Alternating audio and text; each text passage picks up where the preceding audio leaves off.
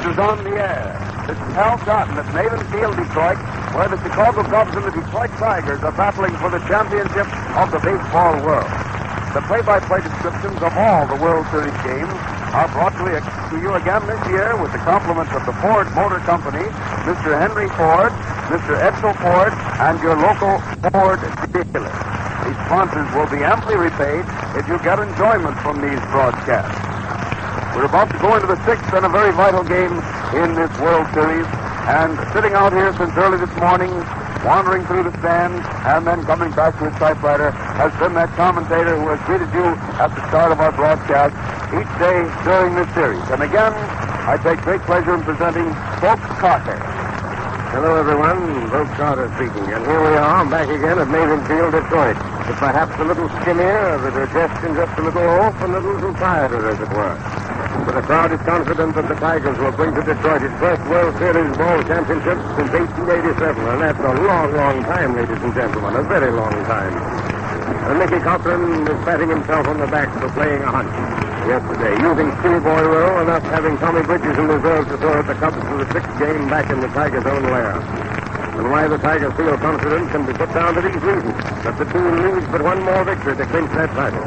And victory often hangs on such slender threads as an error, a hit, or a smart piece of base running. And secondly, Tommy Bridges has pitched his teammates to victory in this playing field already in this series.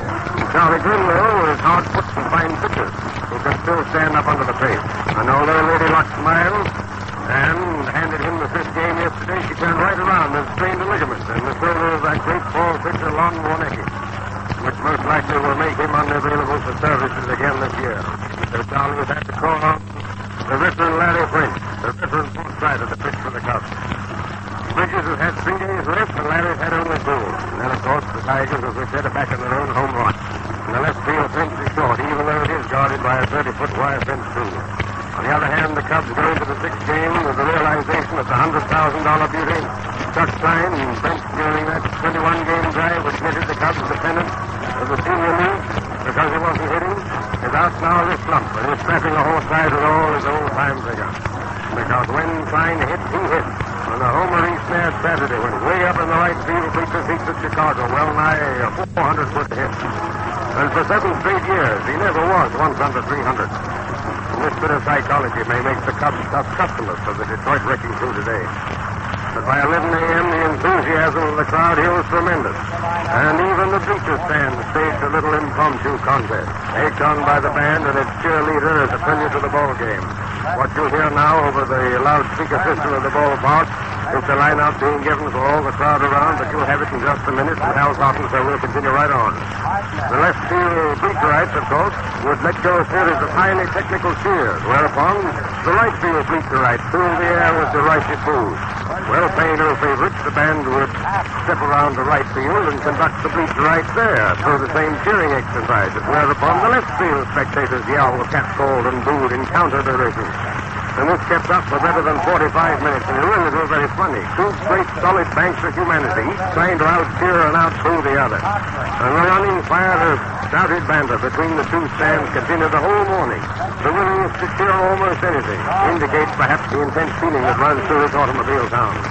And to them, the return of prosperity in general is indelibly tied up with the coming of Mickey Cochran to the town as manager of the Tigers and their sudden upward surge to the top flight of baseball.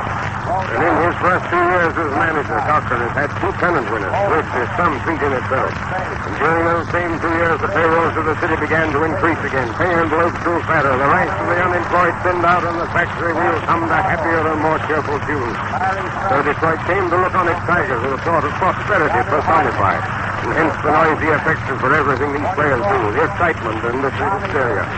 And if the Tigers, who, by the way, got that nickname back in 1898, when the teams those days appeared on the field with orange and black striped stockings, if the Tigers take today's game, this town will certainly probably go as cuckoo as it did on Armistice night. And those who remember that agree that that was one quite big blowout.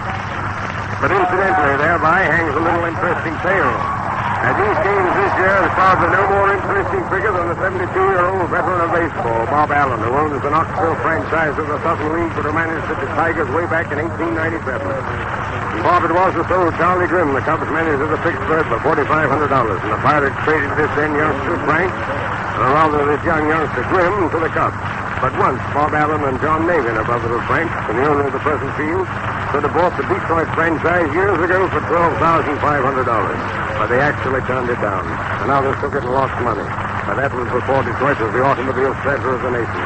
And now you just got to listen to the roars from 45,000 folks below us to realize how time changed as the years slipped by. There used to be a planing mill in right field, where now it's beautiful green grass billiard-like in its smooth surface. And before that, the place had been a brickyard, and Bob Allen tells me every so often in later years, bricks used to work up through the surface of the ground. And the umpires would then call time while the players went digging and picked them out and tossed them off the field. Such is the plebeian yet warm history of Navin Field, too. And by the way, the medal and the winners will cut between themselves has grown another day's to it. If Detroit wins, each man will walk home tonight with $6,831 as his share of the series cash receipt. If the Cubs suddenly accomplish the seeming impossible and tie up the series and maybe win tomorrow, they'll each get $6,574. The difference in the amounts being accounted for the fact that the Tigers cut their melon 25.5 times and the Cubs 26.5. But the course losers, if they be Tigers, will get $4,554 as against $4,382 for the Cubs. And so that good old $2,000 base we spoke of yesterday, the rough difference between winners and losers, still dangles temptingly before the players. And at 11:45, quarter to 12, the Tiger team double out onto the field from their dugout opposite third base. And the crowd in the bleacher seats, a crowd that reminds one not of baseball but of football with its excitement and its color, stood up all night. There's one man and cheered fully a minute. It was a great welcome to the homecoming team. And I see there that the umpires are gathered around the plate, so the best thing for me to do is to turn the broadcast back to Hal Totten, who's got the lineup for you. Take it away, Hal. Thank you, Bob. And we do have the lineups for today's ball game. So if you want to take them down, I know many of you people keep your scores. Here we go. There's a change in the Detroit lineup, so note it carefully. For the Tigers, Clifton, third baseman, is leading off. Clifton, third base. Cochran, catch. Gehringer, second base. Goslin, left field. Fox, right field. Walker, center field. Rogel, shortstop. Owen, first base. And Bridges pitching. And now we pause while the band plays the national anthem.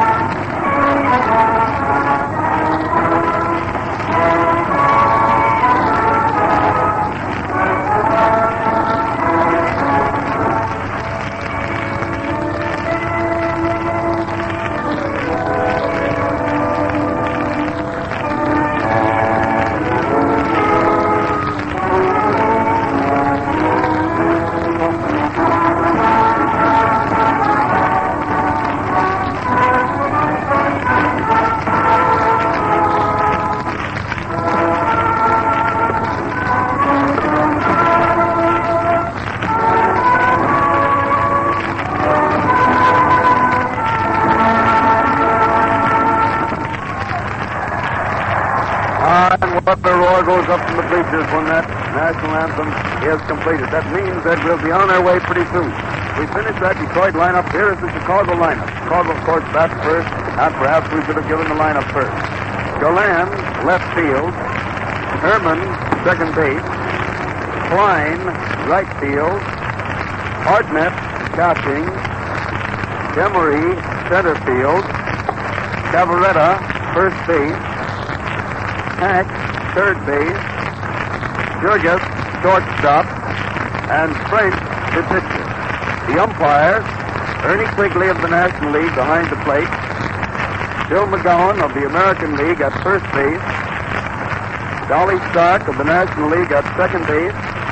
And George Moriarty of the American League at third base. Just the opposite of yesterday's reception when the umpires were announced today here in Detroit. The announcement of Moriarty at third brought great cheers instead of the kidding that George got from the Chicago stand. But that is a different slant on things, and George is a former star and manager here in Tigerland. There's been a photographer out there in the field taking a panoramic picture of this whole scene. He had the camera on a high tripod right out back at second base, and they, as they say technically, panned the park all the way around to get the entire crowd. And those pictures will be something that will go down in history as a picture of one of the greatest crowds of the World Series. Every seat occupied, every inch of standing room that can be used. And here come the Tigers out on the field, on the run, with the crowd giving them a great cheer. And the energetic and ambitious young Mr. Clifton, who has played great ball at third base, and in addition has hit many balls hard, although they haven't gone straight, is leading off. And they figure that he'll do better up there, especially against the left-handed pitching of Larry Frank. Good afternoon, everybody, and we're just about ready to start this sixth game. Tommy Bridges out there tossing a few to Mickey Cochran, while the leadoff man for the Chicago Cubs, Augie Gallan, standing there leaning on his bat just outside the left-hand batter's box. The weather today is the best we've had for all the games so far. The mild breeze blowing in from center field, not bad. The sun is out, and I believe we have the largest crowd here also. Those bleachers were filled up long, long ago. Tommy has taken the ball from Gehringer after Mike gave the long throw to second. Scraping the dirt off the rubber, he's out trying to win his second game of the series. And, of course, the Cubs want to carry this on until tomorrow if possible. The wind-up starts and the first pitch is over the heart of the plate for a called strike, bringing forth a lot of cheers from the local gentry. One strike is the count on Gallan. Tommy starts his wind-up again. Here comes the pitch. Curves one inside for a ball. Augie dancing away from the plate, and the count is 1-1. Gallan so far is hitting 150 for the series. The next pitch, Gallan hits through the box. Bridges partly deflecting it. Rogel coming in front of second base to throw him out at first. A bad hard smash right back to the box. Bridges partly deflected it. Rogel came in fast on the grass, picked it up and threw to Owen for the out at first. Bridges and Rogel getting it pitch. Owen the put out. And here comes Billy Harmon, a right-hand batter, Cubs second baseman, carrying a batting average of .250 in the 5 games so far played. Bridges is ready, starts his wind-up, and the pitch is a little high and outside to a right-hand batter. Ball 1. 1 ball to count, 1 man out, nobody on. First inning of the 6th game. The arm goes up in the motion. It is a fast ball on the outside corner, letter high, for a called strike. And the count is 1-1. Herman stands deep in the batter's box with his right foot on the back line. He hits a slow curve, bounding it back to the pitcher's box. Bridges throwing him out at first for the second put out in the first inning. 2 men out, nobody on, and Chuck Klein, who entered the game as a pinch hitter the other day, then got in as a regular when Freddie Lindstrom injured his finger, and powered one yesterday into the bleachers for a home run, and is carrying a nice batting average of .375. Left-hand hitter and a hard slugger. The first pitch from Tom is a little high and outside for a ball. 2 men out, nobody on, first inning, and the count 1 ball on the batter, Chuck Klein, playing right field for the Cubs. Tom's arm goes up for the next pitch. A high spot foul over near the visitor's dugout. That's down around first base way, and Owen smothers it for the third out. No runs. No hits. No error. 3 up and 3 away. Gallan hit a hard smash back through the box. Bridges deflecting it to Rogel, who tossed the runner out at first. Herman bounded a slow one to Bridges, who threw to Owen for the put out. And Klein fouled to Owen in front of the Cubs dugout. But we go into the Tiger half of the first inning of this 6th game. And Cleve Clifton, who has had no hits so far in the games he's been in, but has been playing a bang-up game on defense at third base and making his first appearance, almost his first appearance as a regular. He's been in a few games this year, but very few. The kid has showed plenty of what it takes. Umpire Ernie Quigley dusting off the plate a bit, although it appears rather immaculate from up here. Boys haven't gotten a chance to slide into there and get runs all over it. Larry Frank, big left-hander, who was charged with a defeat the other day as a relief pitcher. In Chicago is the Cubs pitcher, and the first pitch is over the outside corner for a called strike. Clifton, his right-hand batter. And the next one, Clifton pops, rolls it slowly to third. Stanley Hack comes in, makes a nice pickup, and throw to retire the runner at first. A nice play by the Cubs third baseman, Stan Hack. He had to take the ball over near the foul line in front of third base. It was a slow roller, and he did not dare lose any time, nor straighten up to make the throw, which was perfect, into Phil Cavarata's hand. One out, nobody on, and Mickey Cochran is up. Batting .211. Left hand hitter in the first pitch is low, ball one.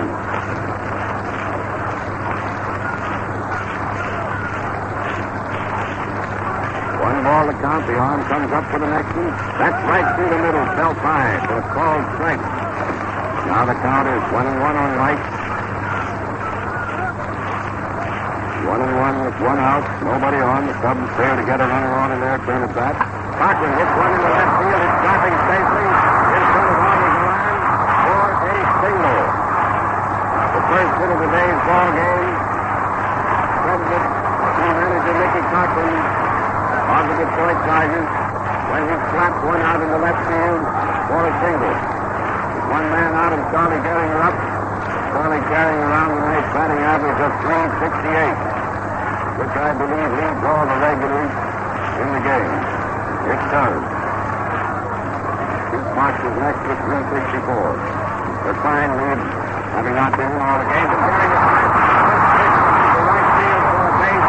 Cochran is going to, now he's coming back to second and is going to try for third. Decided to stop. Then, when Klein momentarily fumbled, he made another break for third. But Del Baker, coach, saw that Klein had already recovered the ball and waved Mike back to second. Runners on second and first. One man out, and Goose Garsman, batting .294, is up. Had Cochran anticipated that Klein would fumble momentarily, he could have easily made third. However, had he started after his pull-up at second, he would undoubtedly have been thrown out. But Chuck didn't take any time to recover. The first pitch to Goose, a fastball over the outside corner for a called strike. Two men on, one man out, and one strike on Garsman, left-hand batter. French is ready. Here's the pitch. And Garsman pops one, an easy little looper to Billy Jurgis, the Cubs shortstop. Two men out. Cochran on second, Gehringer on first, and Steve Fox, who is batting .364, is up.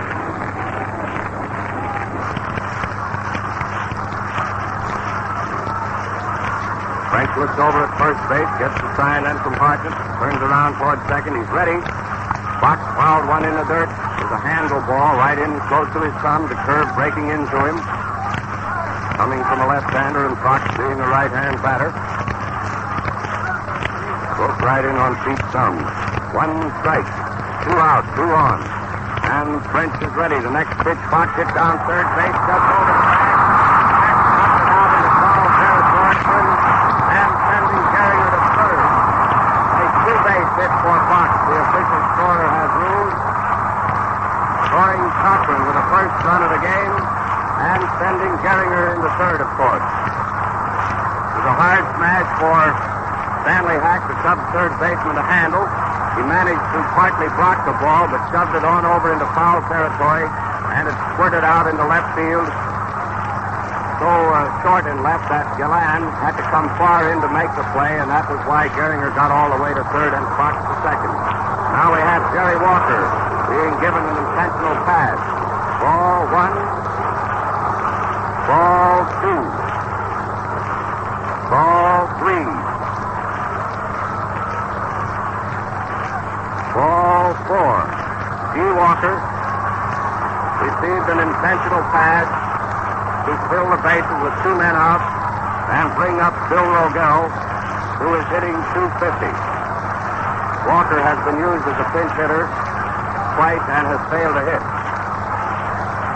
The strategy of this, of course, is to create a play at any base. With two men down. Here's the first pitch to Rogel. He taps it, rolling it slowly in front of the plate, and it forces Gehringer at the plate on French's cross to Gabby Hartnett, the catcher.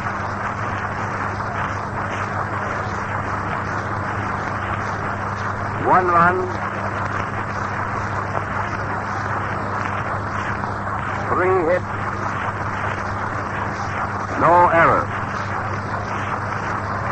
And at the end of the first inning of play, the Tigers are leading the Cubs 1-0. Come on in, Hal Cotton, and review that inning. Well, that inning made it look as though Tommy Bridges is starting off just where he left off the other day.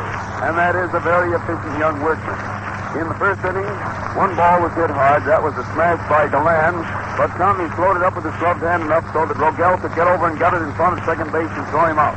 Herman then bounced easily to the pitcher, and Klein hit a high foul, which was easy for Owen at first. However, the Tigers changed the tune. After Clifton grounded out, Cochran dropped the Texas leaguer and left for a single. Gehringer pushed one through the infield into right field for another single, Cochran stopping at second. Then Goslin popped out, but Fox got up to his old trick of hitting doubles and hit one down just inside the left field line with Tack merely tagged. He scored Cochran and put runners on second and third. Walker was perfectly fast, and the strategy worked when Rogel tapped weakly to the pitcher, and the third man was forced at the plate. Now here we go in the second inning. Tigers leading 1-0. Take it, Ty. And Gabby Hartnett is up. Bridges first pitch a curveball, breaking over the outside corner for a called strike. Gabby bats him right-handed and keeps his right foot almost out of the batter's box, standing very deep, the back line. The next pitch curved away from Gabby for a ball, and the count is 1-1. Hartnett leading off in the second for the Cubs. Bridges starts his windup. Here's the pitch. Gabby swinging and missing. A swinging strike, and the count is 2 strikes and 1 ball. Bridges was plenty fast with that pitch. Gabby has stepped out of the batter's box, resting up a little bit after that swing. He sure took off on that one. Now he's back in again, and Bridges blowing on his left hand, getting a little moisture on that hand to grip the ball a little better. He starts his windup. Here it comes. Fast one. Third strike. And if anything is in that person, right across the letter, they call third strike. 1 man out. And Frankie Demery is up. Demery batting 300 so far in the game already played. That's the right-handed also. And Bridges starts his windup. His curve is outside. Ball 1. 1 ball is the count. 1 man out. Nobody on in the second inning. The Tigers leading 1-0. The next pitch is fouled back. It was a fastball. Frank was a bit under it. And fouled the netting. Strike 1.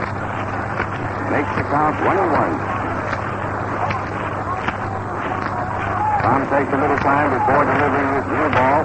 He's got it in shape now. Throws the rubbers. There's the wind-up motion. Here's the pitch. Curve low and outside. Ball 2. 2 balls, 1 strike. 1 out. Nobody on. Again, Tommy flexes his right shoulder a little bit. Takes a stretch. Now he gets on the rubber. Starts his wind-up. It's coming in, and it's a slow curve, a little high, ball 3. Tom was trying to break that one down across the batter's shoulders, but it failed to sink, and the count is 3-1. Now we'll see what this one is. A high one which he hits high into the air in right field. Pink Fox is ambling under it and has it. And Demery is retired on a fly to Fox in right field for the second put-out of the second inning. 2 men away, and Phil Cavaretta is up. Cavaretta is hitting 100. Still went hitless until the 4th game, I believe it was, wasn't it, Hal? Then he got 2. Got 2 in that game. Left-hand batter has been playing a 12 game at first base on defensive play. Bridges just lobbed up a slow curve for a called strike. Count is 1 strike on Phil. Tommy starts his wind-up for the next pitch. High and inside. Ball 1. Cavaretta leading away from that fireball. And the count is 1-1. 2 out, and nobody on in the second. The There's the motion. Here's the pitch. Cabaretta hitting down past Owen. Down that right field line. He's going around first. Fox is momentarily fumbled. The ball is coming into second. And Cabaretta is on second on an error. Charge. A hit and an error, was it? A hit and an error. Charge to Fox. Single for Cabaretta. Fox charged with the error in failing to pick up the hit in time to hold still to first base. The tying run is on second. 2 men are out. And Stanley Hack, batsman left-handed, plays third base for the Cubs and is hitting 167 so far. Takes the first pitch for a called strike.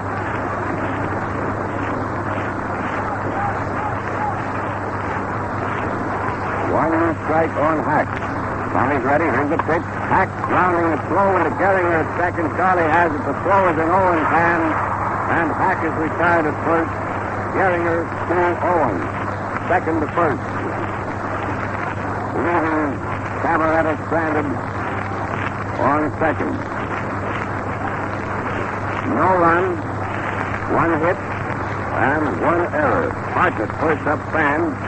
Demery flied to Fox and right. Cabaretta singled past Owen and took an extra base when Fox fumbled a hit. Hack ended the Cubs half of the second, grounding out Gehringer to Owen. All right, we're ready to go for the Tiger half of the second with Marvin Owen still looking for his first hit in the series, leading off for the Tigers. Marvin's been tightened up and lungy, and we'll see if he comes out of it today. The first pitch, a call strike right through the middle. Bell drive pitch that looks to be a Cindy from here. Letter high for the second called strike. He has Owen in a hole, 2-0. 2-0. And here's the next pitch, way outside for a ball. Thinking Marv might go for that bad one. He can afford to waste a couple yet. With a count, 2 strikes and 1 ball. And strike out swinging. French broke a curve in there on the inside corner. This brings up Tommy Bridges, who is hitting .250.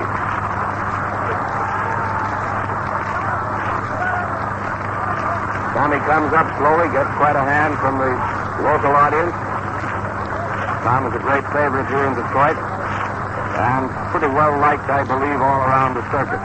French is using a nice quick breaking curve and slips that one over for a called strike. 1 strike on Bridges, 1 man out, nobody on.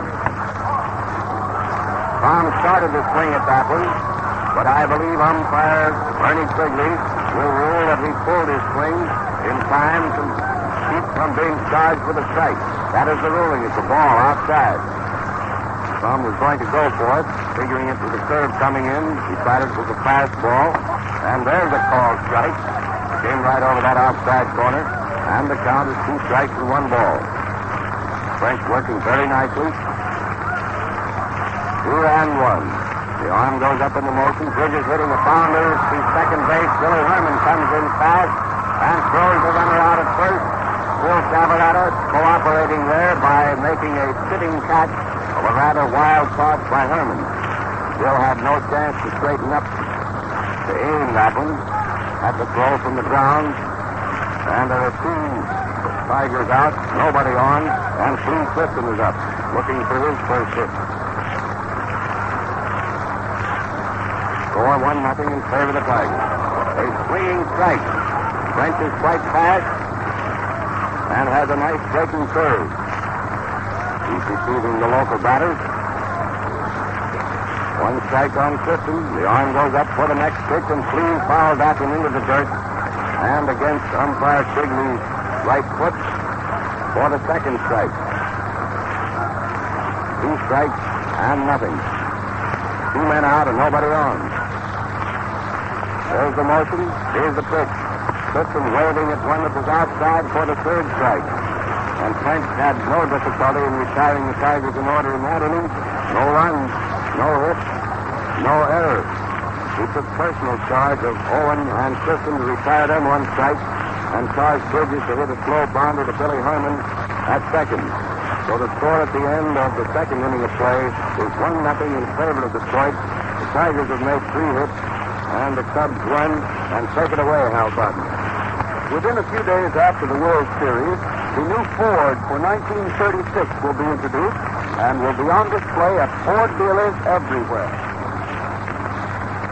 Yes, both pitchers seem to settle down to the real groove in the second inning of this ball game.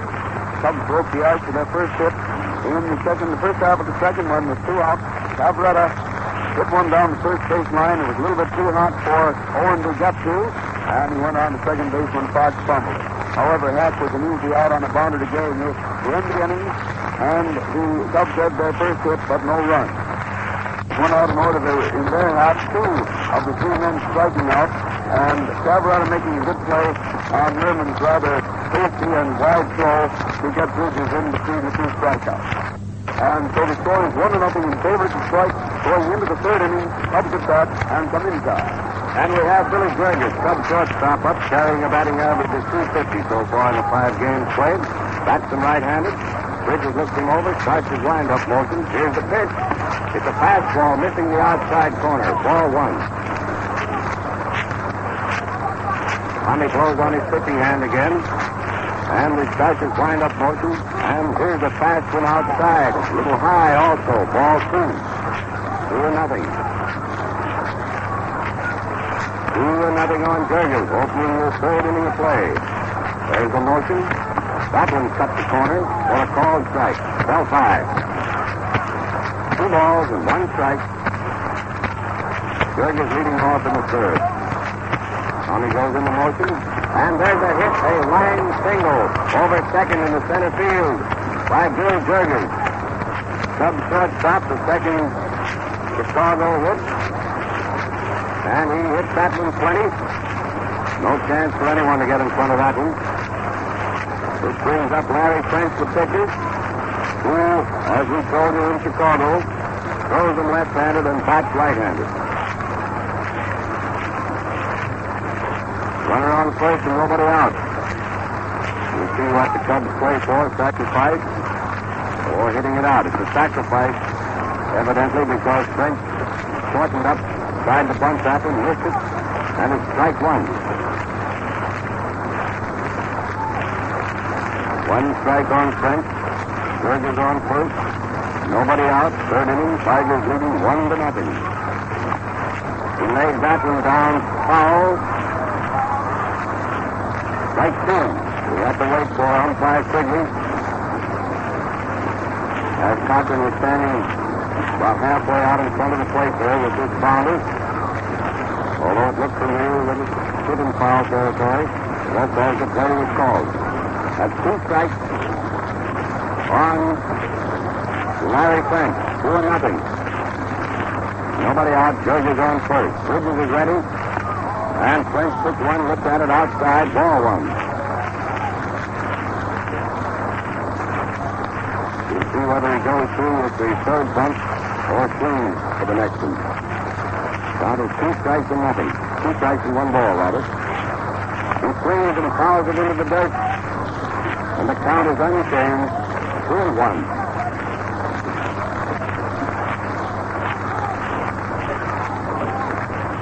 Bridges has a new ball. He's rubbing the shine off of it a bit. Gets up on the wall and faces the batter again in pitching position. And here it comes, a swinging third strike. Bridges getting him on a high fastball. 1 man out. And Augie Gillan is up. Augie's the boy that hit the hard ball through the box first time at bat, which Bridges partly deflected to Rogel for an out at first. That Clown been unable to clutch at the ball. It would have gone through for a base hit. Augie bats him left-handed, took the first pitch, a called strike over that outside corner. 1 man down, 1 man on.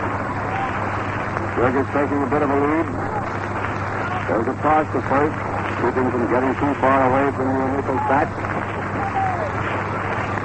Tom receives the ball from Owen again. Gets up on the hill, looking him over. He's ready to pitch. Here it comes. A fast one outside. Ball 1. That makes the count 1-1. 1 out, 1 on. A lot of aces. Tom is ready. Here's the pitch. It's high and inside for the second ball. A fastball. 2 balls, 1 strike.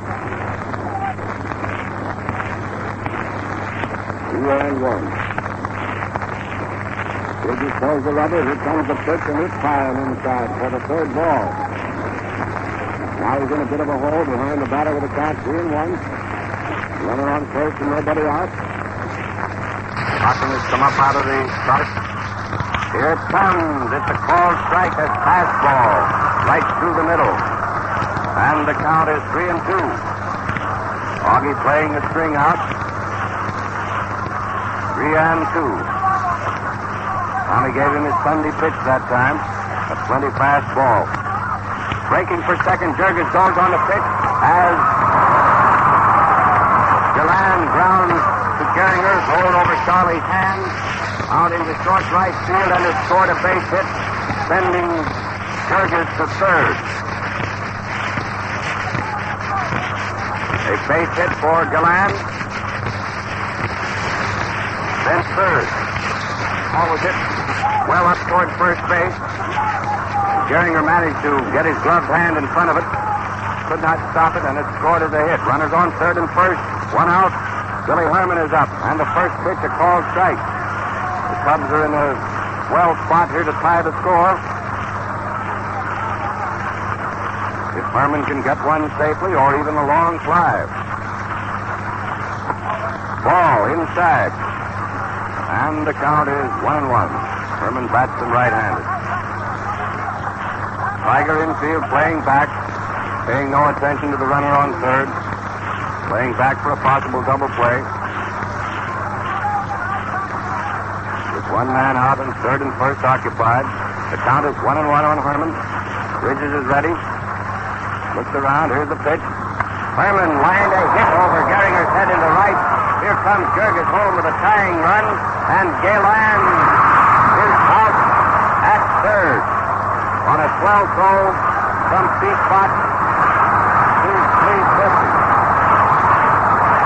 A single by Billy Herman, driving Jurgens home with a tying run. Galan out at third. Spot to Clifton.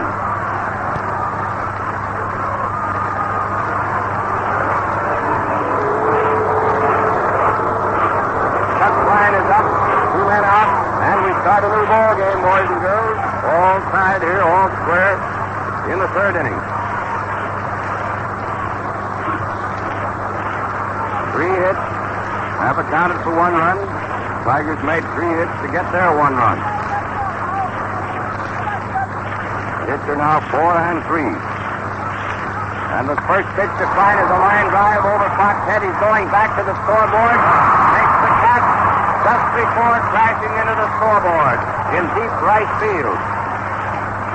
Klein was really against that one. Had he been able to lift it a little more, but it was a line drive to Fox in deep right field.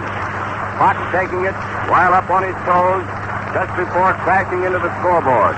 1 run, 3 hits, no error, and it's all square at 1 run with 2 1/2 innings played. Tigers coming to bat in the third. Jurgens opened the inning with a single. French, after trying to sacrifice unsuccessfully, struck out swinging. Galan singled past Geringer, sending Jurgens to third. Herman lined a single over Geringer's head into right, scoring Jurgens with a tying run, but Galan was thrown out trying to take third on Fox's good toss to Clifton. Klein ended the inning, lining to Fox on the first pitch.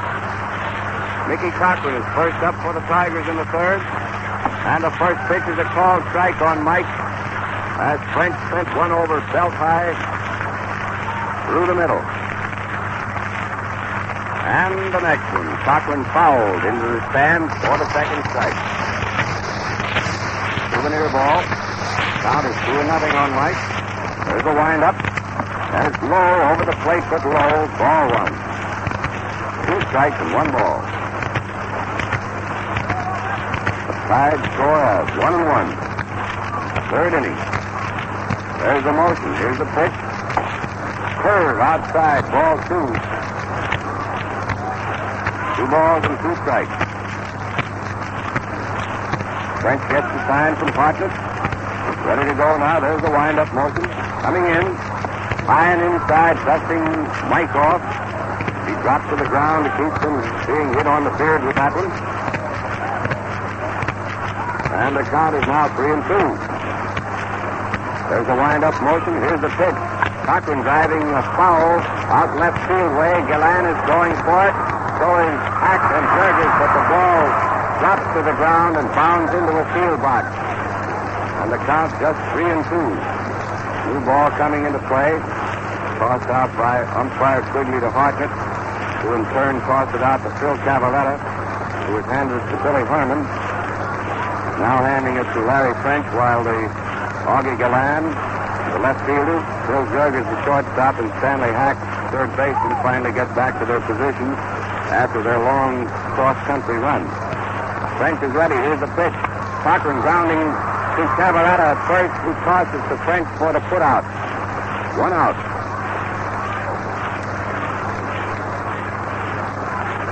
And Charlie Gehringer up. Gehringer also singled in the first inning.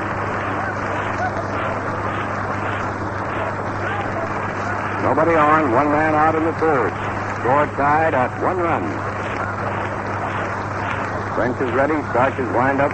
Here's the pitch. On the inside corner, a fastball for a called strike.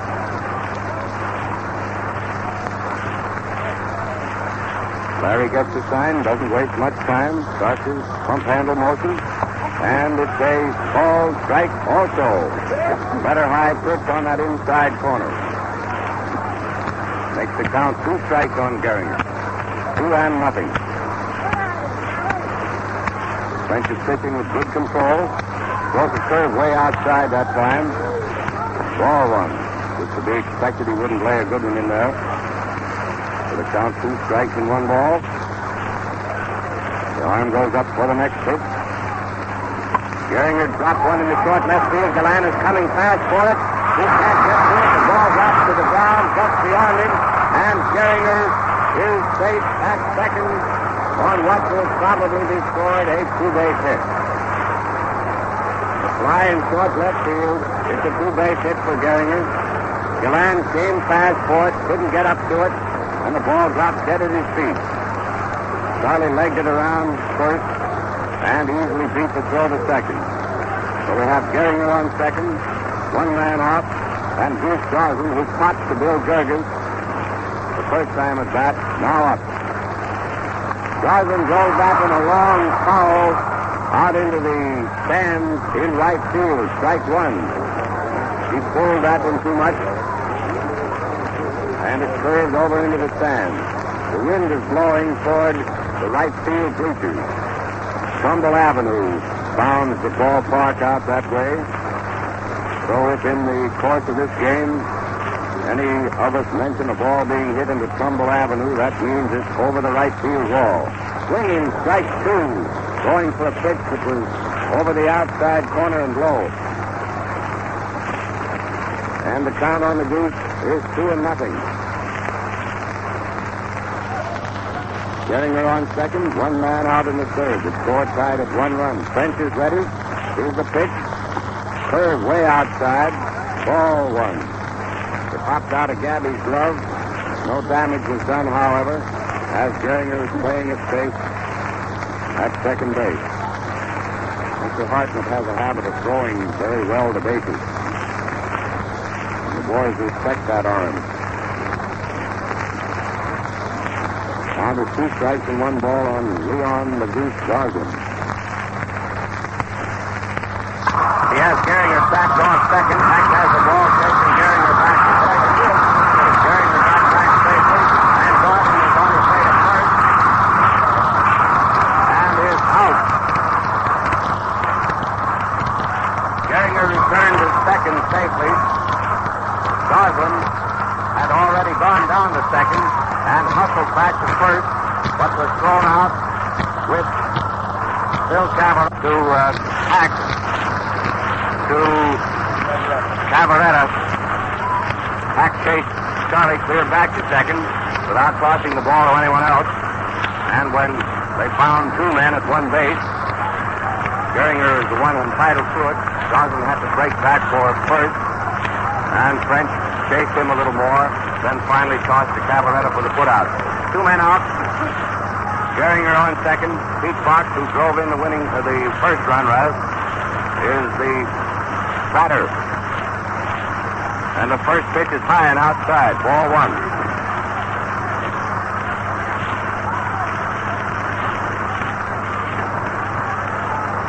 Two men away. Geringer taking the lead off second. French is ready. Here's the pitch. Fox drove that one to left field. Augie Galland spreading his arms to wave Frank Demery away, makes the catch, ending the third inning.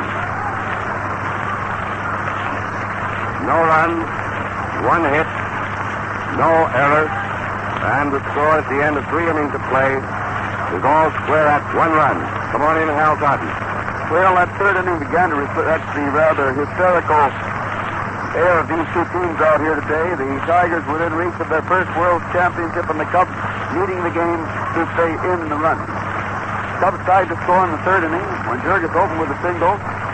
French tried to sacrifice, failed, and struck out, but Galland crashed a single off Geringer's glove into right field, putting Jurgis on third. Herman singled to right center, scoring Jurgis with a tying run.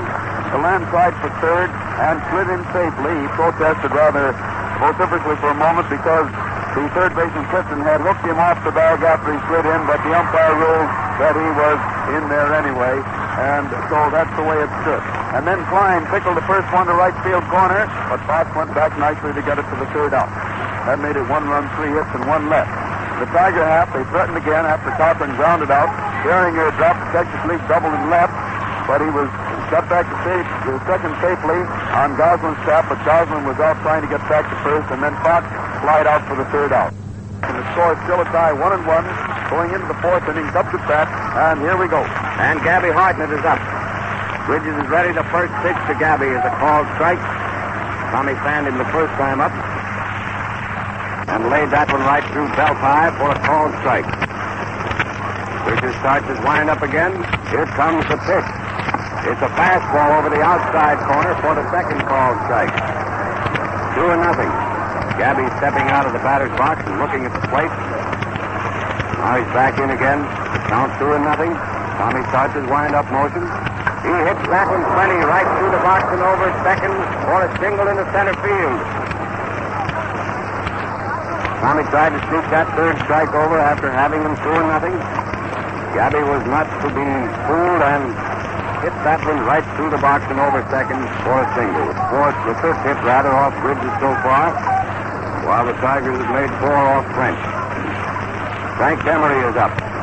Frank flied to Pete Fox in right field the first time up with the right-hand batter. They're swinging, strike 1. Runner on first and nobody out. Score tied at 1 run. It's a battle.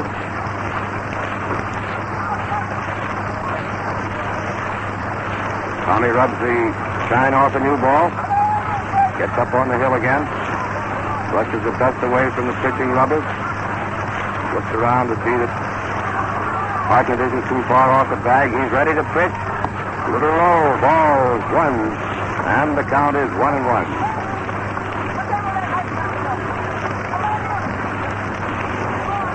1-1. Tom is ready. A slow bounder foul along third baseline for the second strike, making the count 2 strikes and 1 ball.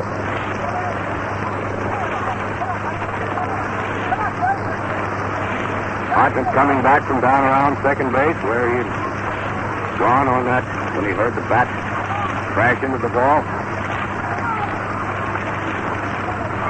Now he's back at first looking at Tommy. Tommy's looking over at him. He's on the rubber now, ready to pitch.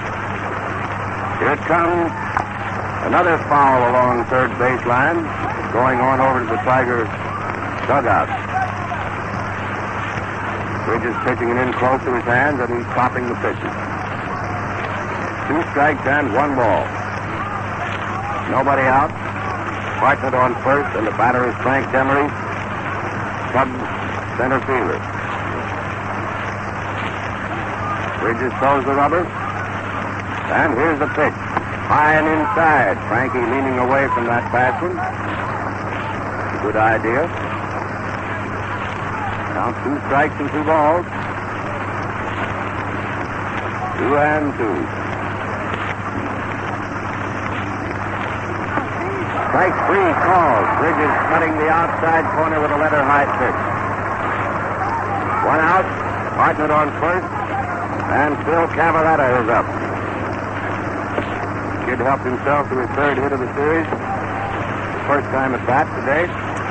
When he slapped one down first baseline. Which Owen waved at as it went past. And then Fox fumbled, giving him an extra base.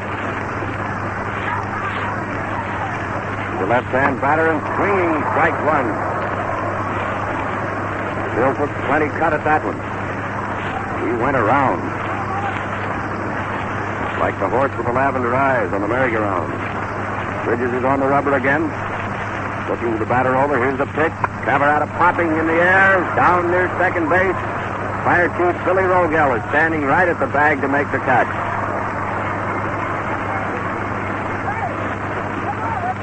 Two men out, and Stanley Hack is up. Hack grounded to Gehringer to end the second inning.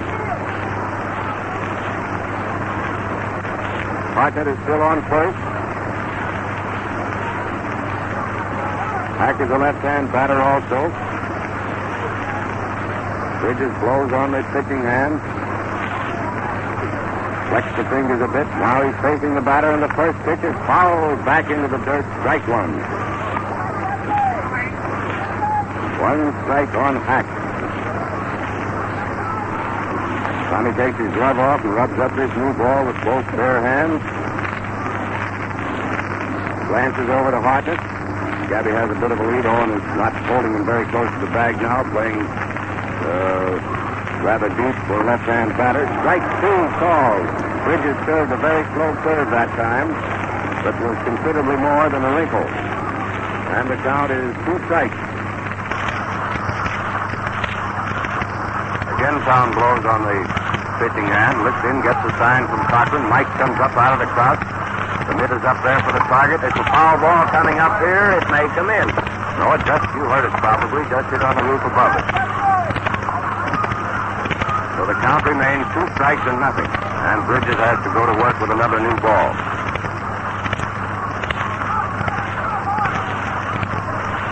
2-0.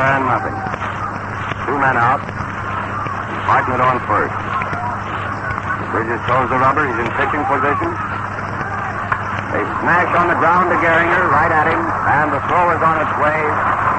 Hack is retired at first. Gehringer to Owen, second to first. No run. 1 hit. No error. Hartnett opened the inning with a clean single to center field and languished on first while Demery struck out. Cavaretta popped to Rogel, and Hack grounded to Gehringer. Score remains tied at 1 run with 3 1/2 innings played, and the Tigers come to bat in the 4th with G. Walker, Billy Rogel, and Marvin Owen, the first 3 hitters. But before they get up there, we pause for station identification. WMAQ, the Chicago Daily News station.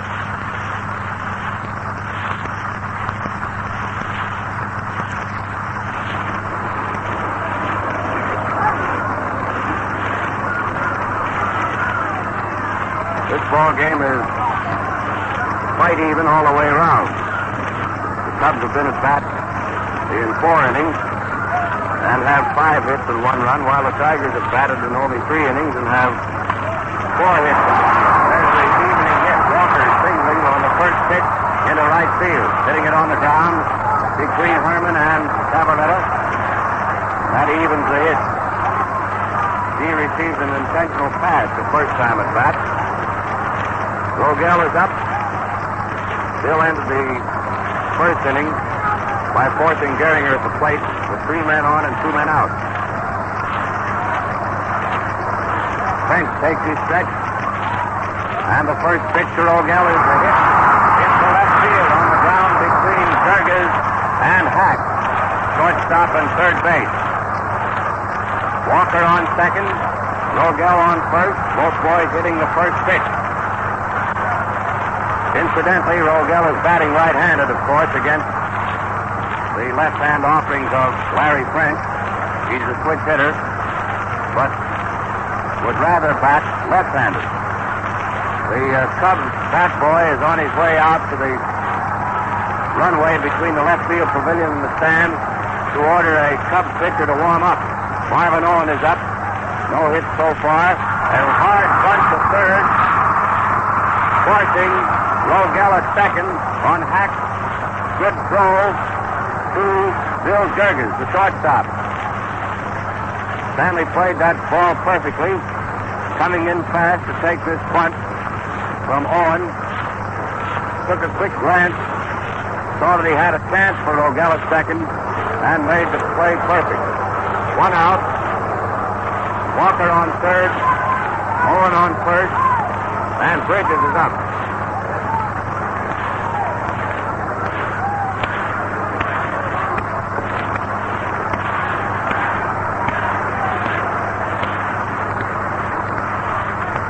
Tommy is up there. He grounded to second base the first time at bat. Slow roller.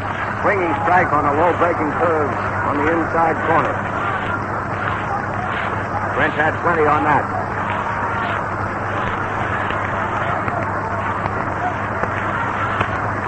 Stage is set for a double play. With second base, first and third being occupied and one down. A fastball way outside. And the count is 1-1. 1-1 on Bridges. Walker on third. One man out. French is ready. Here's the pitch. Another pitch outside. Ball 2. 2-1 is the count. 2 balls and 1 strike.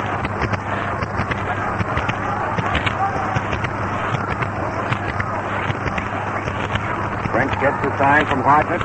Straightens up. Takes his stretch. He's ready to go. Here's the pitch. Bridges hit one on the ground. It looks like a double play ball. Third, second, to first, but by fast running Bridges beats Herman's relay to Cavaretta and is safe on a fielder's choice. Owen is forced at second. Hack to Herman. Walker scoring.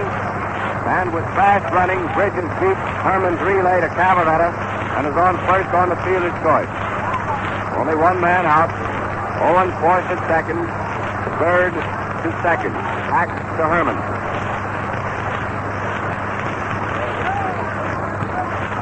Two men gone. Bridges on first. Clifton is up. The pitch is low and outside to a right-hand batter. Ball 1.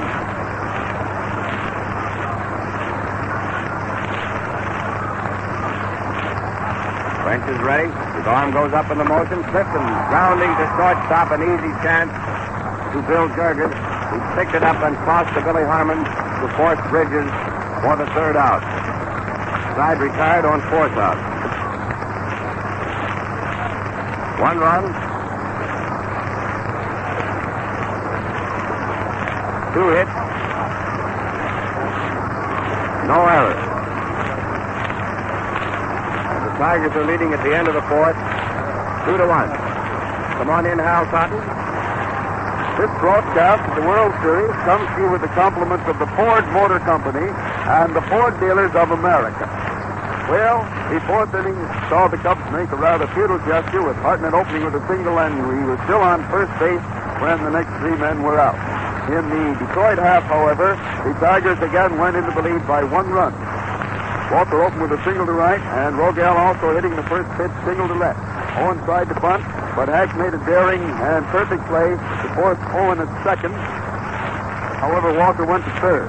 And then on Bridges' bounder, it looked for just a second as though they were going to get a double play, but the ball was hit slowly, and while the play was made perfectly, Bridges hustled hard and got to first base, allowing Walker to score to give the Tigers their 2-1 lead, which they now hold at the end of the fourth inning. We're going into the fifth, and here we go. All right, here we are with Bill Gerges up. Owen front, forced Rogel at second.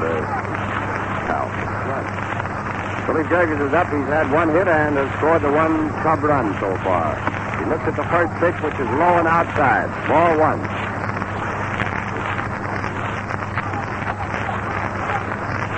1 ball is the count. Gerges the batter, leading off in the 5th inning. He hits that one plenty high into right field. Fox is waiting for it out there, shielding his eyes from the sun with his glove. He has it.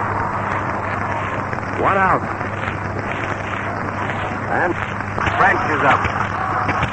Larry fanned the first time at bat after trying twice unsuccessfully to punt to advance Jurgens around. 1 man gone. Larry is trying both ends of the bat on the plate to see the solid wood he's got up there. Bridges starts his windup, and the first pitch is a curved ball over that outside corner for a called strike. Ball came up there and then shot right over the corner. Tom goes into motion again, coming in. Fastball outside, ball 1, and the count is 1-1. 1 out, nobody on.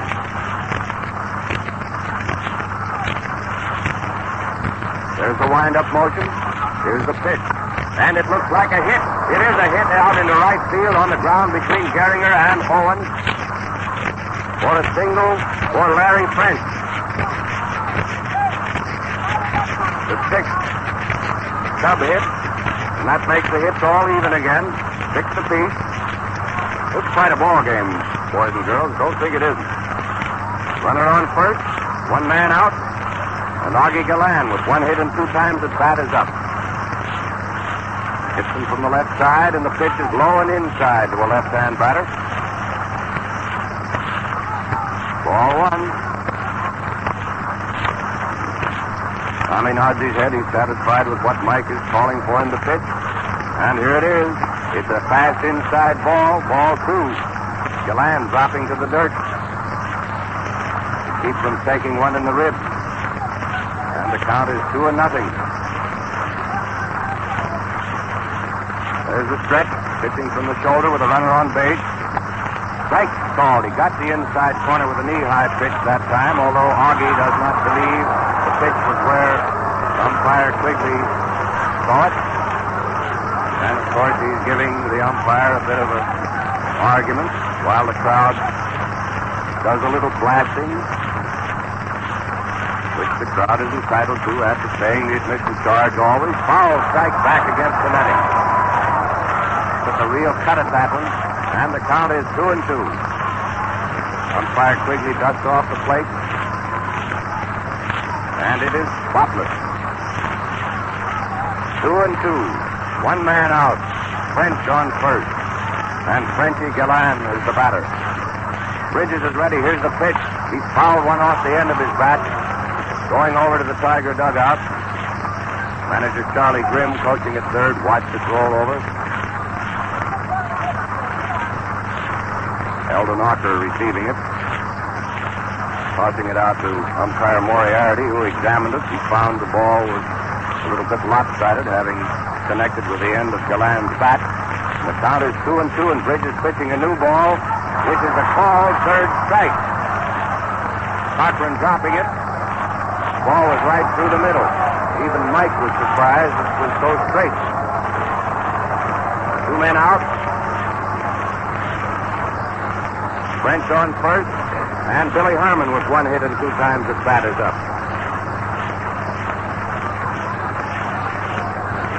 Bill is a right-hand batter and stays far away from the plate and deep in the batter's box to hit after the curve break. That one was not a curve, but a high, hard one inside. Ball 1.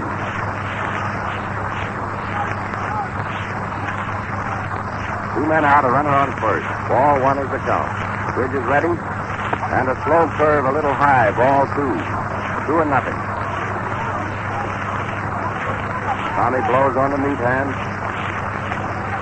so he can get a better grip on the apple. Steps up on the rubber again. Has the sign from Cochran.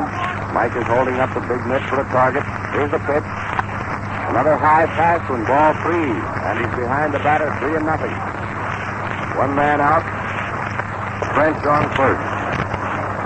2 men out, rather, and French on first. Strike call. He just aimed that one. There was nothing on it. Pitch came right through, runner high. count is now 3 balls and 1 strike. And Bridges is ready to deliver the next pitch. There's a drive that's going out into left field, going way out. It's in the bleachers over the screen for a home run, putting the Cubs in the lead as Brent trots home ahead of Billy Herman. That makes the score 3-2 in favor of the Cubs. He leaned against that fastball with a count 3-1, and it was a line drive over the screen, which is 20 feet high, in front of the bleachers in left field. Foot of the bleachers, 300 feet from the plate. The ball was well tagged, my friends, well tagged. Bases are empty now.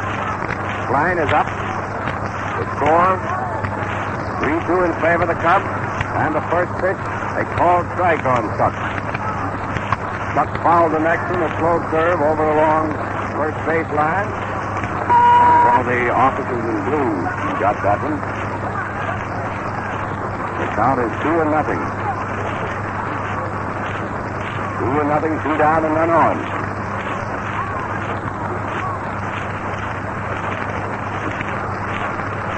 Bridges looks around, starts his wind-up motion. Here's a pitch. Klein fouled another one over the same way. Enthusiastic box holders reaching out for that one. They should not do that. Count is 2 strikes, 2-0. Tommy starts his wind-up. Here it is. Ball hit in the dirt in front of the plate. 2 strikes and 1 ball.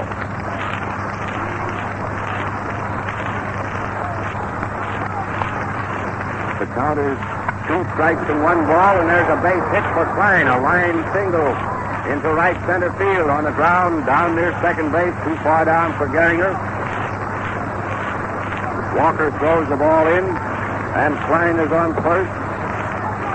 With 2 men out, Gabby Hartnett with 1 hit and 2 times at bat is up. The score, in case you've just tuned in lately, is 3-2 in favor of the Cubs. And we're playing the first half of the 5th inning of the 6th game of the 1935 World Series here at Maven Field in Detroit. Gabby is in there, ready to swing. Big, powerful right-hand batter. Klein taking the lead off first. Here's the pitch. It's through the middle for a called strike.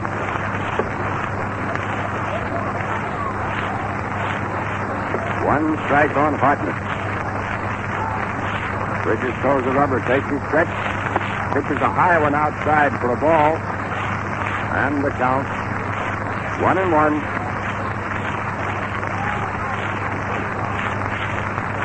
1-1. Ball 2. Tom missed the outside corner with a fastball. So it's 2 balls and 1 strike. 2-1. He's on the rubber in pitching position. The drive to left field. Gosling is waiting for this lazy fly and has it. 2 runs. 3 hits. No error. Sturgis flied to right. French singled. Gillan struck out. Herman hit a home run in the bleachers, scoring behind French. Klein singled to center, and Hartnett flied to Gosling for the 3rd out. Take it away, Hal Hunt. The National Broadcasting Company presents a special news bulletin from the Press Radio Bureau. Geneva. The Council of the League of Nations has just adopted a report declaring that Italy has resorted to war in disregard of its covenant. The Council recommended that fighting stop at once. The report held Ethiopia not guilty of any act of aggression. Another bulletin from Geneva. The League of Nations has just taken the gravest step in its history. The Council has agreed to punish Italy for its invasion of Ethiopia. The 13 members unanimously bound themselves to apply economic and financial sanctions under Article 16 of the Covenant. They adopted the report of the Committee of Six, which accused Italy of resorting to war in disregard of its pledges. This bulletin is from the Press Radio Bureau. For further details, read your newspaper.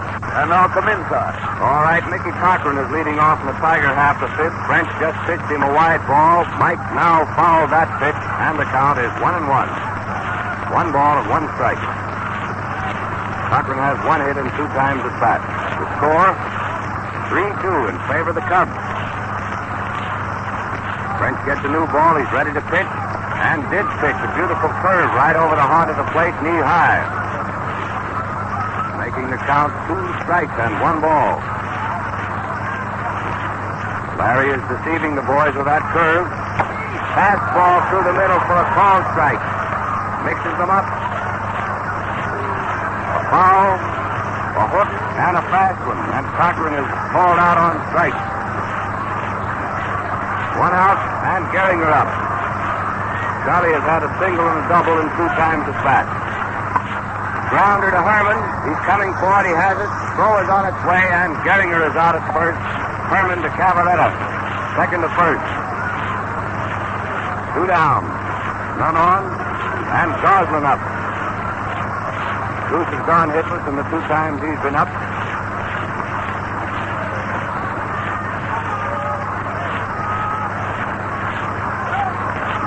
French is ready. Starts his wind-up motion. And the first pitch is a slow curve, just breaking outside. Ball 1.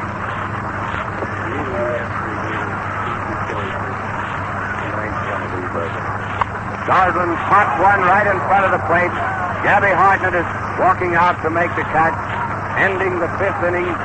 No run, no hit, no error. The Tigers being retired in order. And taken away, Hal Cochran. Well, at the end of the 5th inning, we find the Chicago Cubs ahead for the first time in the ball game, and French with a 1-run lead to work on. In the first half of the 5th, Jurgis opened with a long fly to right, and then French pushed one past Gehringer into right field for a single. Deland watched the third strike float past, but Billy Herman, ordered one pretty well up into the left field bleachers for a home run, scoring French ahead of him. Klein then followed with a line single to right center, but he was still on first when Hartnett flied out on a high one to Goslin. Made 2 runs, 3 hits, and 1 man left on base in the 5th inning. The last half of the 5th, Cochran was called out on strikes for Detroit. Gehringer rolled out to Billy Herman, and Goslin popped to Gabby Hartnett in front of the plate for the 3rd out, and it was no runs, no hits. The result is that the Cubs now lead the Tigers by a score of 3-2 at the end of the 5th inning. The Cubs have made 8 hits, and the Tigers have made 6 so far. And here we go into the 6th inning. Frankie Demery is up. Right-hand batter has had no hits in 2 times at bat, and the first pitch of Bridges is outside. Ball 1. 1 ball is the count. Tommy's arm goes up for the next pitch, and it's a called strike, cutting the outside corner knee high. 1-1. 1-1 on Demery. Demery is knocking the dirt out of his feet as he says a few words to umpire Quigley. Now he steps back into the batter's box. Bridges is ready to go. There's the motion. And the pitch is hit on the ground to shortstop. Rogel coming up with the ball and throwing him out from deep short. 1 out. Nobody on. Cavaretta is up. 1 hit in 2 times at bat. The score 3-2 in favor of the Cubs. Opening of the 6th inning. There's the wind-up motion. And Phil looked at one that broke low inside for a ball. 1 ball is the count. Bridges punches his shoulders. Takes a deep breath, starts his wind-up. Ball 2, another low-breaking curve. 2-0. One man out, nobody on. There's the motion, and the pitch is through the middle, a called strike. Bridges using the fastball that time after failing to get Cavaretta to go for 2 curves that broke low. Pitched the fast one right through the middle, belt high. Up here in the stands, foul, strike 2. Just it on the coping above our heads. We haven't had a typewriter nor a telegraph machine wrecked so far in the series. We do much better than that in the regular season. The count is 2-2. There's a windup with this nice new white ball, and it's fouled into the dirt off to the left of the plate. Bill hitting it on the end of his bat, and umpire Quigley is going to take a look at it. After tossing Bridges a new one, see if this ball is damaged. Evidently it's not, because the ball boy has been allowed to put it in the little cellar down here. And the count is 2-2. Tommy starts his windup with this nice new white one. Cavaretta fouling a slow curve into the dirt. Cubs bat boy getting that one. Kneeling there with a waiting batter, who happens to be Stanley Hack. And the count remains unchanged, 2-2. There's the windup for the next pitch. Fastball outside, ball 3. Also high, 3-2. One man out, nobody on. Bridges starts his windup. Here's the pitch. It's a slow ball, and it's a grounder to Gehringer at second. The throw is on its way. Cavaretta out at first. Gehringer to Owen. Second to first. 2 out. Stanley Hack is up. Stan has grounded to Gehringer both times at bat. Left-hand batter. He's shot them right down Charlie's alley. Here's the first pitch, and it's a fast one outside, ball 1.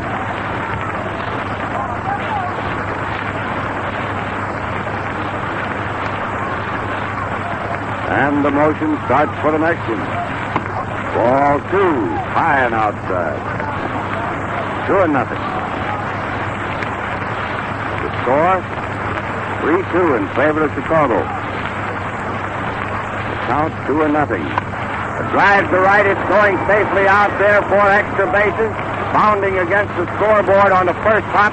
Fox is throwing it in, and we have Hack reposing on second base, a 2-base knock into deep right field. There was no chance in the world for Fox to get in front of that one. When it left here, we knew it was going for at least 2 or maybe 3, depending entirely upon how the ball would rebound from the scoreboard. Found it perfectly for Fox to make a quick play into second base. So we now have Hack on second, 2 men out, and Jurgens is up. 1 hit and 2 times at bat.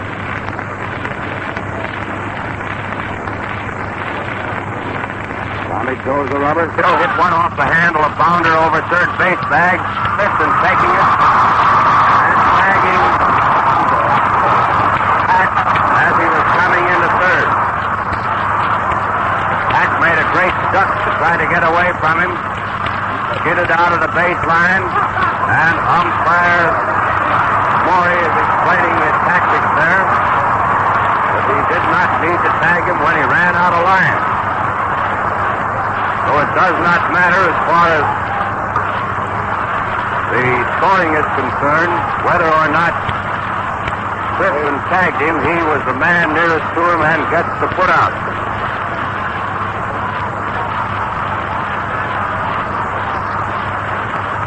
No run, 1 hit, no error. The end of 5.5 innings played. The score is 3-2 in favor of the Chicago Cubs. And we pause for station identification. This is WMAQ, the Chicago Daily News station.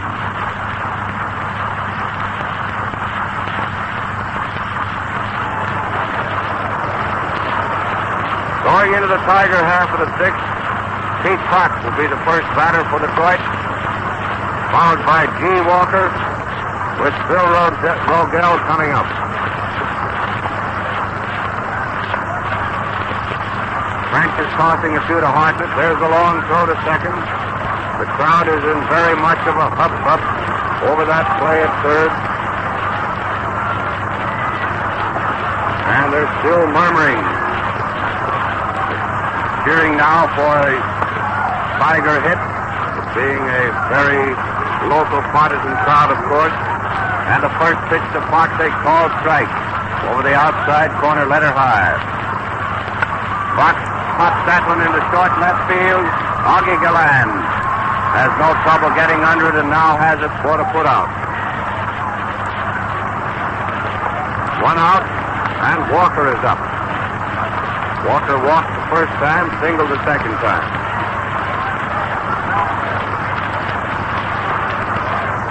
One man out, nobody on.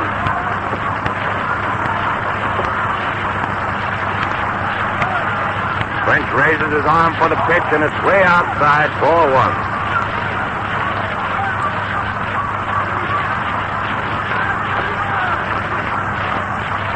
Larry gets the sign from Hartnett. The arm goes up in the motion. Walker tops one, rolling it foul along third baseline. Strike one. The count is 1-1 on G. Known around these parts as the Mississippi Rebel. French gets ready to go. His arm is up in the motion.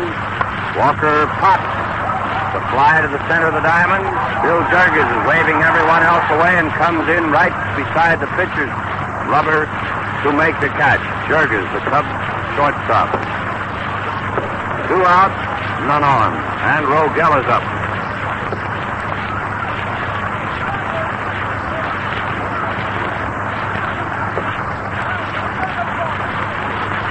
Two men down, nobody on.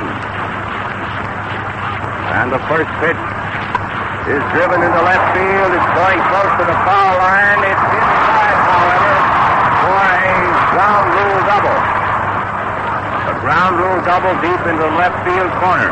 Dropped just inside the foul line, and a fan reached out from one of the boxes there to make a grab at it. The ground rule double deep in the left field corner for Rogel. 2 men out, and Marvin Owen is up.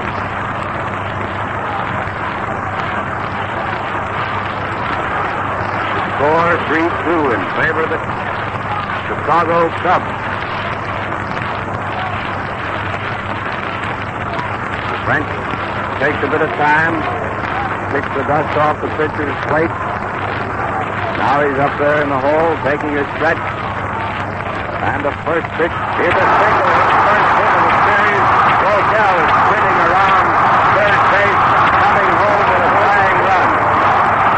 Marvin Owen, who has been the goat of the series, delivered his first hit on the first pitch. A line single to left field to drive Bill Rogel home with a tying run. And the crowd here at Navin Field is in pretty much of a frenzy.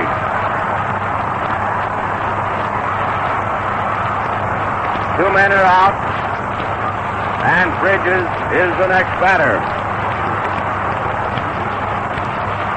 Jurgens talking to French out there, or Billy Herman rather, talking to French out on the pitcher's mound.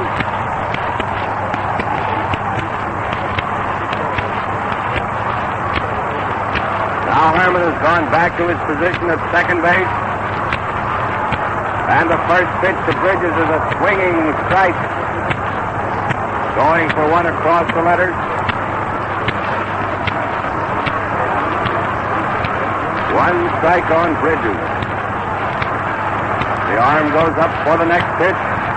Curve outside, ball one. 1-1.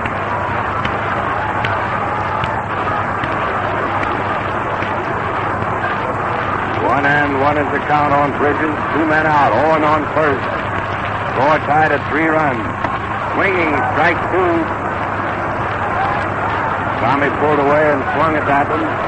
Ball missing the end of his bat.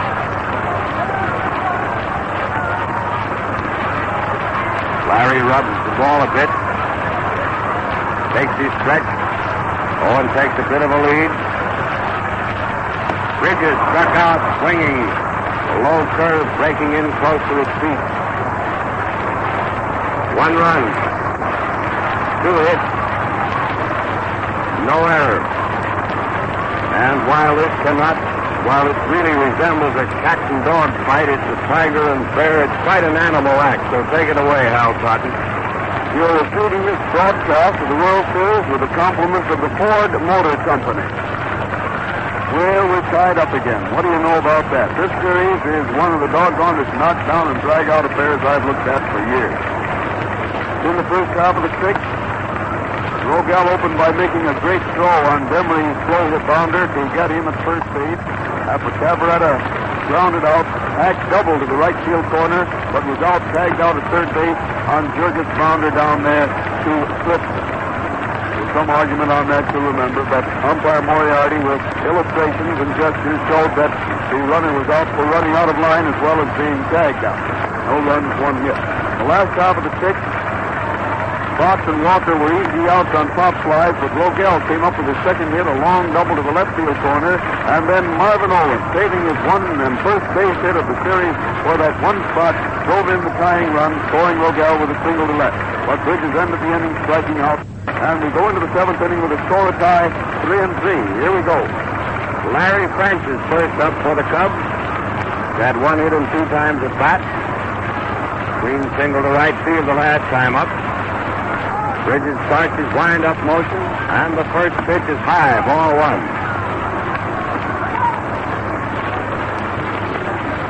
1 ball is the count. French is the batter. There's the motion for the next pitch. Way outside, ball 2. Bridges is quite wild on these first 2 pitches. Cochran said something to him. Tommy nodded his head yes. Blowing on his pitching hand. He's ready to go now. And Batson's in there. A called strike. Still 5. The count 2 balls, 1 strike. The arm goes up for the next pitch. Swinging strike 2, and Larry certainly swung at that one right from the heel crease. Count is 2-2. 2-2. There's the windup, and here's the pitch. Swinging strike 3, going for a slow ball that time. 1 out. Nobody on. And Augie Gillan is up. 1 hit and 3 times at bat. Cubs have 1 more hit than the Tigers, a total of 9 as against 8. The score is tied at 3 runs, and the Tigers have made the only error. It's really a ball game. First pitch is a called strike on Gillan. Bridges laying it over the inside corner to a left-hand batter. And Tommy starts fast for the next windup. Slow ball bounding to first base. Owens taking it on the second hop, ramping on the track for the second putout. 2 out, none on. Dan Herman, who has been doing quite well with the Willow, with a home run and a single and 3 times at bat, steps into the right-hand batter's box.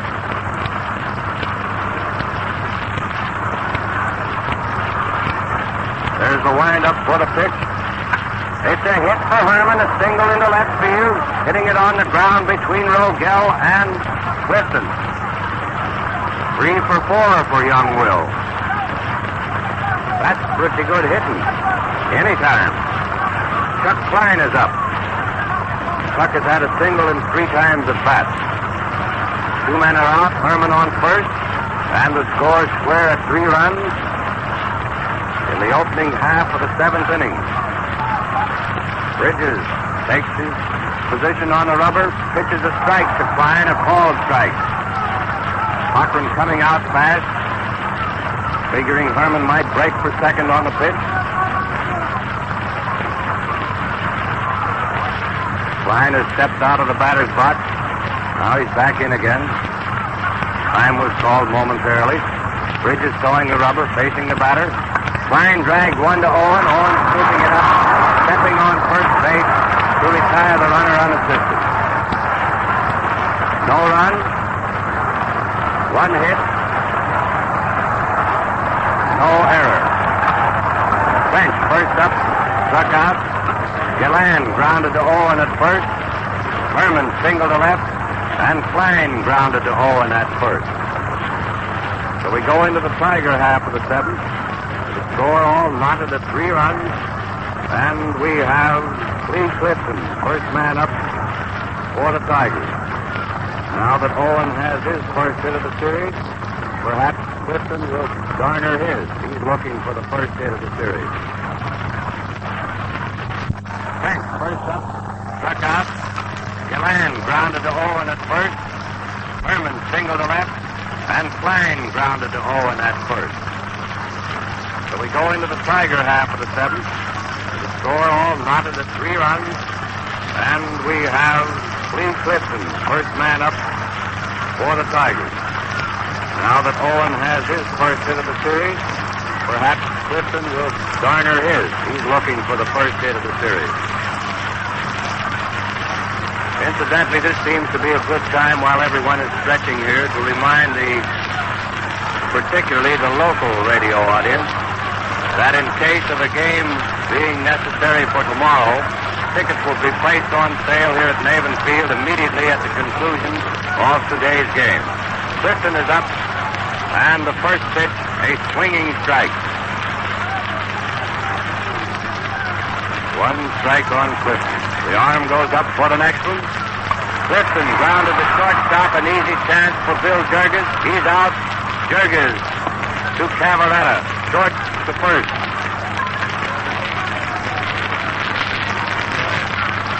One out in the seventh. Nobody on. And manager Cochran is up. 1 hit and 3 times at bat. Low, ball 1. That one just grazed the plate.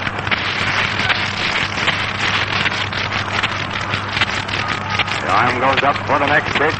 Swinging strike. Cochran going for a curve that broke away coming low and outside. And the count is 1-1. With 1 man out, nobody on in the seventh. Score all square at 3 runs. There's the wind-up motion. Cochran driving one into short center field. It's going to drop safely for a base hit. A single, a looping single to center for Mickey Cochran. 1 man out, and Gehringer up. Charlie has had 2 hits in 3 times at bat so far today.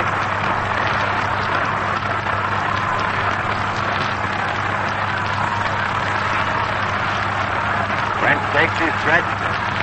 Foul back. Hit and run was on. Cochran was away with a pitch.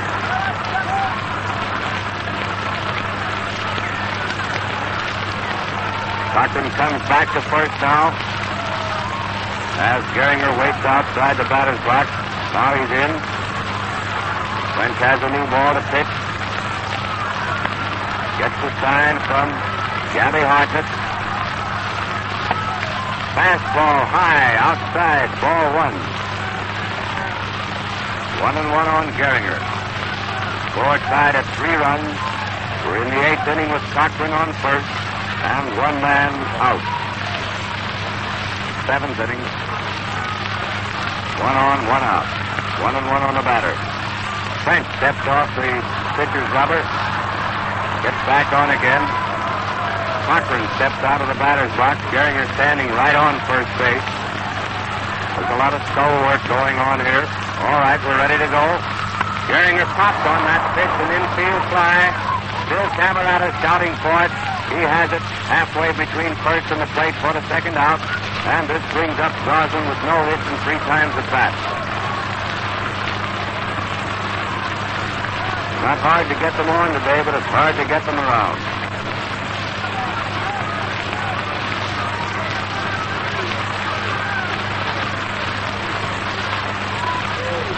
Steps in there, left-hand batter. He hasn't gotten the ball past the infield in 3 tries. There's one on the ground to Billy Herman, playing out deep on the grass. He throws him out at first, and thus ended the 7th inning. No runs, 1 hit, no errors. Score tied at 3 runs at the end of the 7th, and take it away, Hal Cotton. Well, it's getting to the stage now with this tie score and the late innings coming up that every time a man gets on base, it looks like a potential winning run, and everybody is on it. In the first half of the seventh inning, after Clifton had grounded out, Cochran slipped another one of those teasing little flies into center field for a base hit. But Gehringer finished with a pop-up, and then Goslin grounded out for the third out, making it 0 runs, 1 hit. In the Tiger half, they waited for 2 out to get a man on base, or rather in the Cub half, when Herman singled to left, but he was also out. And in their half also, it was that way. Within a few days after the World Series, the new Ford for 1936 would be introduced and would be on display at Ford dealers everywhere. Well, here we go, still at 3-3, going into the 8th inning. Cubs at bat, the first Cub hitter will be Gabby Hartnett, the third time today that he has led off in an inning. The other time, he was the last man up.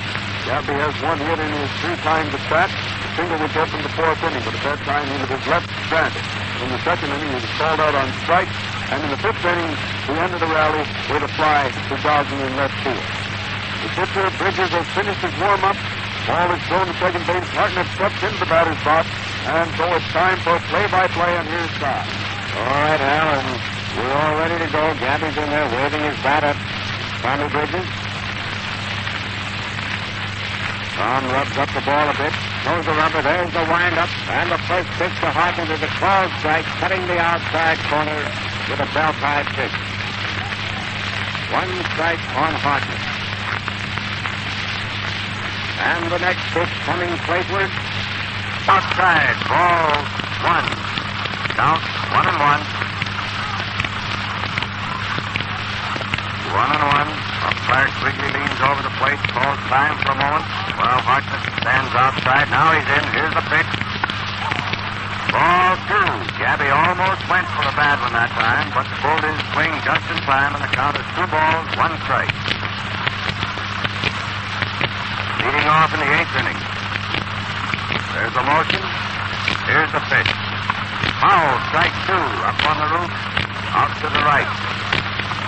Over toward first baseway. Count 2-2.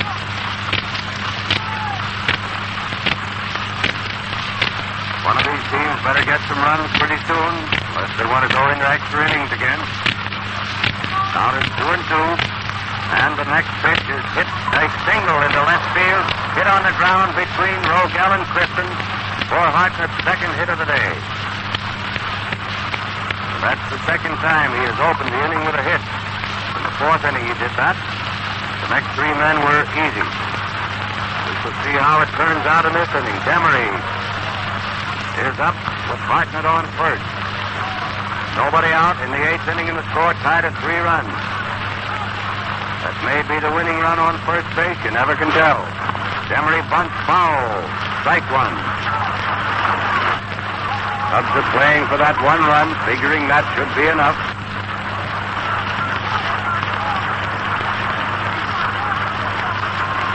One strike on Demery.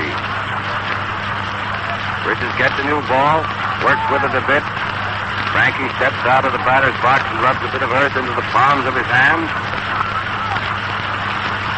So that will go well with the rosin on the handle of the bat. Steps in there, and we're ready to go. Bridges blows on his pitching hand. Gets the sign from manager Cochran. Mike comes up out of the crowd. Here's the pitch. A grounder to Gehringer. It looks like a double play ball. Gehringer to Rogel. Rogel to Owen. It is a double play. Gehringer, Rogel to Owen, erasing Hartnett and Demery.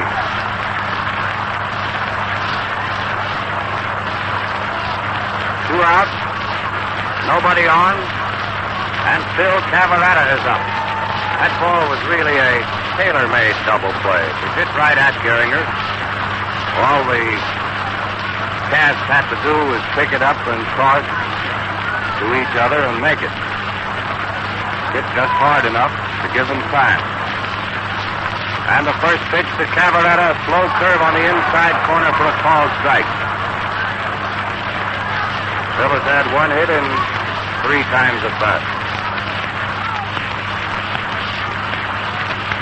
Bridges' arm goes up for the next one. Cavaretta leaning away from an inside pitch for a ball. And the count is 1-1.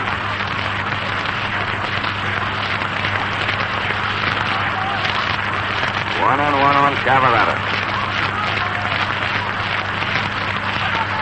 2 men out, nobody on in the 8th. There's the windup for the pitch. Ball 2. When Cavaretta leans away, he comes halfway around with his body, and a lot of the spectators in the distant seats think he's striking at it. Now there's 2 balls and 1 strike. And here's the next pitch. He swung it at him and fouled it off the end of his bat with a fastball off that outside corner to a left-hand hitter, and the count is 2-2.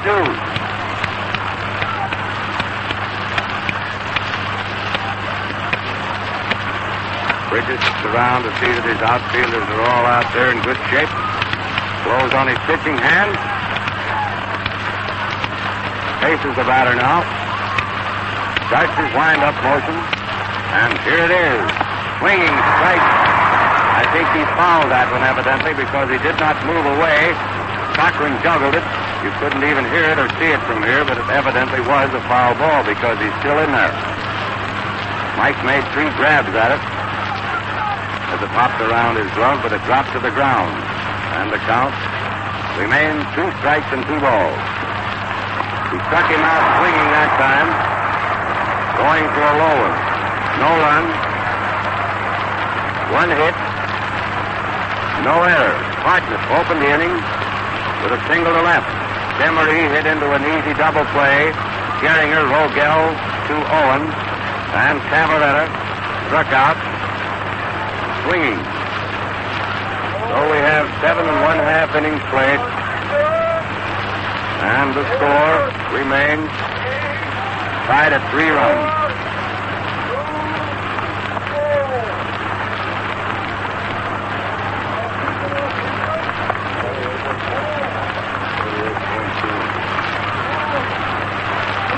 The official attendance just announced 48,420 cash customers.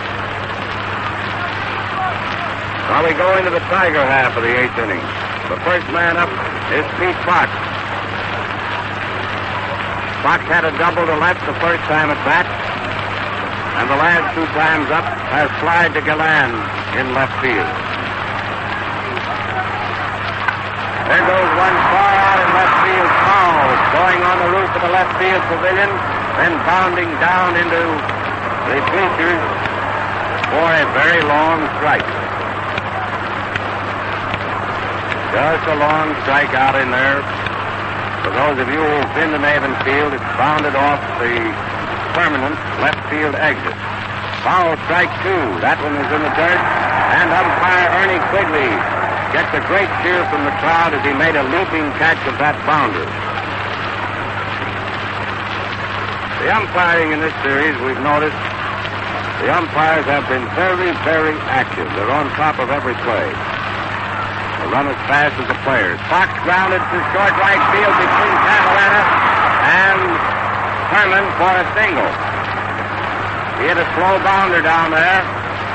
Cavaretta was a bit bewildered, did not start for it, then turned and started back to first, thinking Herman might come up with a ball, but Billy was playing down toward second with Fox, a natural left field hitter at bat. So Pete is on first as the result of his single, and G. Walker, with 1 hit and 2 official times at bat, is up. Also a right-hand batter. Walker bunted in front of the plate. A sacrifice, and is out Hartnett to Herman, who covered. Advancing Fox to second. Tigers are playing for 1 run also.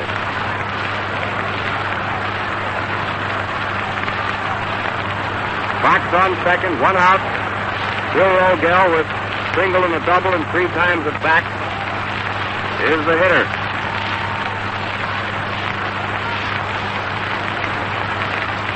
Score is tied at 3 runs, and we're in the 8th inning, the last half of the 8th.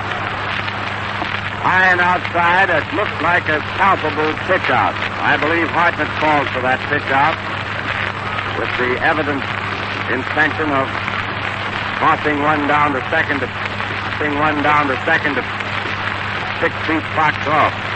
However, no throw was made as Fox did not take much of a lead. Swinging strike. Nice curve that broke right in there to Bill. And the count is 1-1 on Rogel.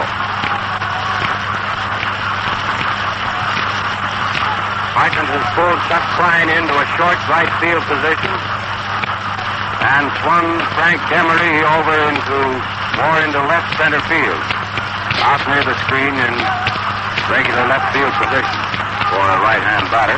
Rogel fouled down first base way. Strike two. Count is 2 strikes and 1 ball. Bill was trying evidently to push that one down there in the rather untenanted part of right field, which put towards center shallow. It would have been a good place to punch one. However, Bill to pitch, just a foul strike, and the count is 2 strikes, 1 ball. Bench is ready. There's the stretch. Here's the pitch. Swinging strike 3, and Fox is retired for the second out in the 8th. Rogel, rather, with Fox still on second. Marvin on.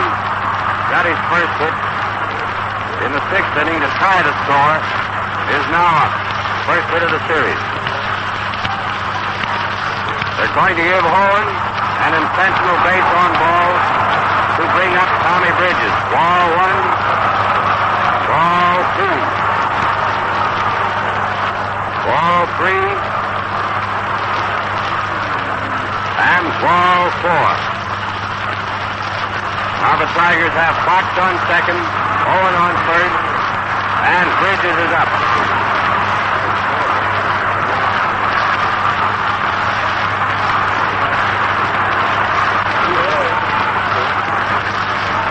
Bridges is the batter with a score tied at 3 runs, 2 men on and 2 men out.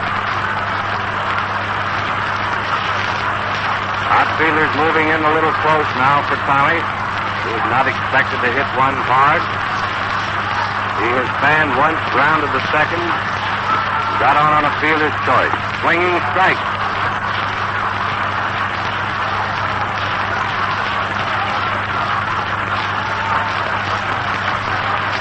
He forced Owen at second in the 4th inning,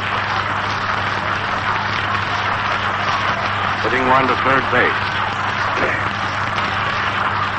1 strike on Bridges. And the next pitch, swinging strike 2. French serving one in close to his feet. 2-0. One thing we've always noticed about Tom in the regular season, and that is that he goes down swinging as a rule. When he goes down, he's up there cutting at them. French takes his stretch. Here's the pitch. Strike 3 called. He took that one over the outside corner. Swung at the first 2 and looked at the third one. French retiring him on 3 pitches. And we have no runs, 1 hit, no error in the 8th inning. And go into the 9th with the score still tied at 3 runs. Take it away, Hal Tuck. The broadcast of all the World Series games has been sent to you by the Ford Motor Company, builders of Ford and Lincoln cars and Ford trucks, Mr. Henry Ford, Mr. Edsel Ford, and your local Ford dealer. The new Ford for 1936 will soon be introduced and will be on display at Ford dealers everywhere. Well, in that 10th, 8th inning, both teams started out identically but finished up a little differently, although neither scored. In the Cub half, Hartnett opened with that single to left, but was cut down on the front end of a double play, Demery being the second out. Cabaretta then struck out. In the Tiger half, Fox opened with a single to right, sacrificed the second by Walker, then Rogel struck out.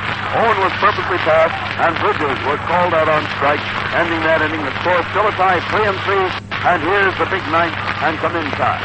Stanley Hack is first up for the Cubs. He's had a double and 3 times at bat. And the first pitch is low and inside. A left-hand batter. Ball 1. Bridges starts his windup. Here's the next pitch. It's hit out into center field deep over Walker's head, and that's going for 3 bases or possibly a home run inside the park. The relay is coming into Gehringer, and it's a 3-base hit opening the 9th inning by Stanley Hack, the Cubs' third baseman, deep in that center field corner high over G. Walker's head. That ball was tagged plenty. The Cubs ought to get a run here. Runner on third and nobody out, opening the 9th inning. The next man up is Bill Jurgens. 1 hit and 3 times at bat. Infield playing in, of course, to cut this run off if possible. They call strike on Jurgens. Bridges curving one over the outside corner.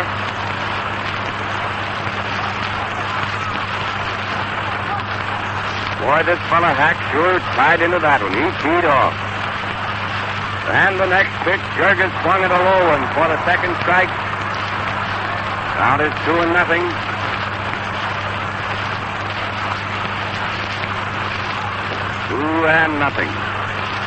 Nobody out, and Hack on third. Bridges gets the sign from Cochran. Gets on the rubber and starts his windup. Here's the pitch. Swinging strike 3, a curve which broke away from him. 1 out in the 9th. And French is up. Larry French, the pitcher. He's coming up there after getting a bit of rosin on his hands.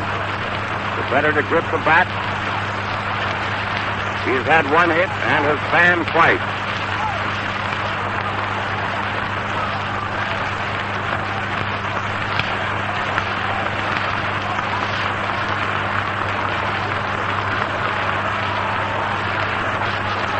All right, we're ready to go. And the first pitch, he steps out and swings. Strike 1. Hack was halfway home. Running up on the pitch. Looks as though they might have been going to have a squeeze play here to get him home. Still may have it. You never can tell. There's the windup. Swinging strike 2. And the count is 2-0 on French. 2-0. 1 man out. Hack is on third. Bridges gets the sign, takes his time. His arm goes up in the motion. Here it is. A grounder to Bridges. He thrusts the runner back to third, then throws the batter out for the second out. Easy bounder right back to the box. Bill Rogel patting Tommy on the back. And now the Tiger infield can back up with 2 men gone. And Augie Gallan is up. Augie has had 1 hit and 4 times at bat. Single in the 3rd inning. Left-hand batter.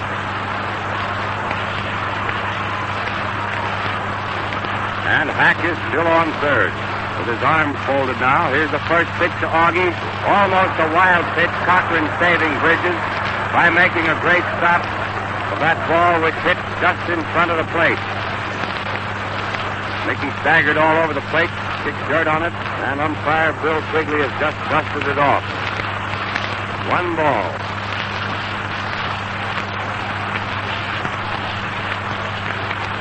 Bridges takes his time. There's the windup. And here's the next pitch. They drive into short left field, and Goslin comes in for the catch.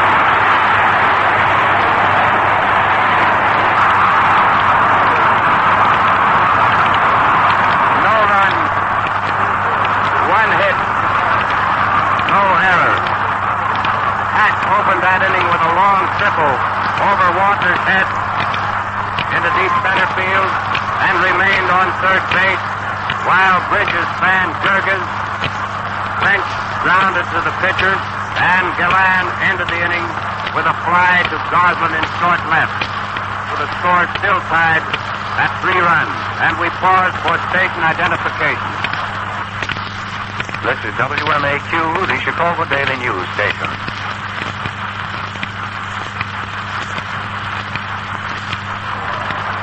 Here we go into the Tiger half of the 9th.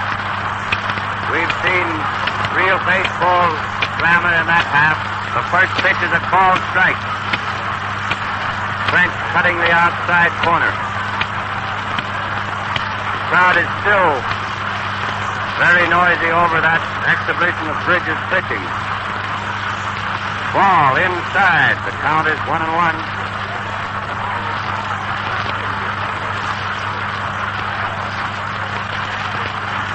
1-1 on Lee Clifton, leading off in the Tiger half of the ninth. He fouled the next pitch into the dirt. Strike two. Now there's 2 strikes and 1 ball.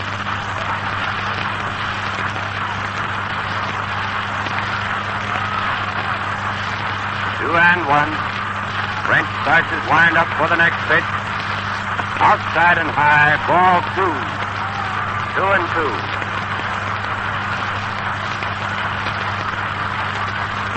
Larry gets the sign from Gabby Hartnett. Brushes the dust away from the pitcher's rubber. His arm goes up in the motion. Clifton fouled into the upper deck. Off first base way. And there's a scramble for that apple. Count remains 2 strikes and 2 balls. French starts his wind-up for the next pitch. Ball 3, outside. 3-2.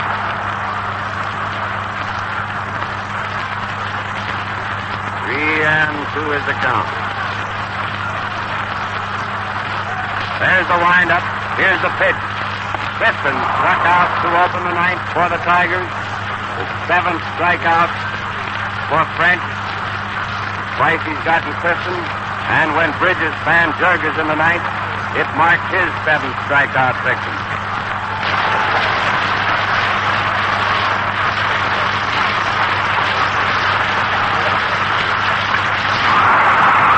Next man up, Charlie Gehringer hits a single off Billy Harmon's glove down near second base. I'm pretty sure they'll call that a single. It was a very hard chance. Or Mickey Cochran, rather. He went way down near the sack, and it's a hit. Watching the scorer there. Cochran's 3rd hit of the day, and here comes Gehringer with 2 hits in 4 times at bat. Each pitcher has struck out 7 men so far. It is a real ball game. Ball 1, way outside to Gehringer, the left-hand batter. Over in the right-hand batter's box is where Hartnett took that pitch. French gets the sign. He's ready to go. There's 1 man out and Cochran on first. Ball 2, another curve outside. 2-0.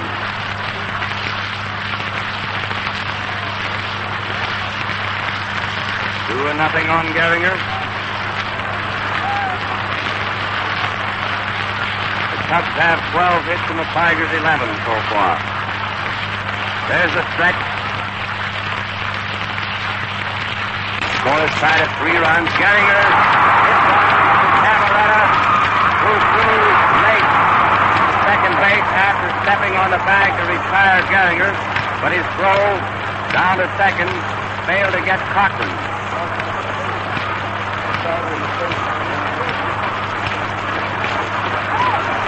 Cochran is on second with 2 men out. Gehringer out at first. Camerata unassisted. On a hard smash down the first baseline. Still knocked the ball down, then picked it up. Stepped on the bag and threw to second base trying to get Cochran. Mick is in there safely.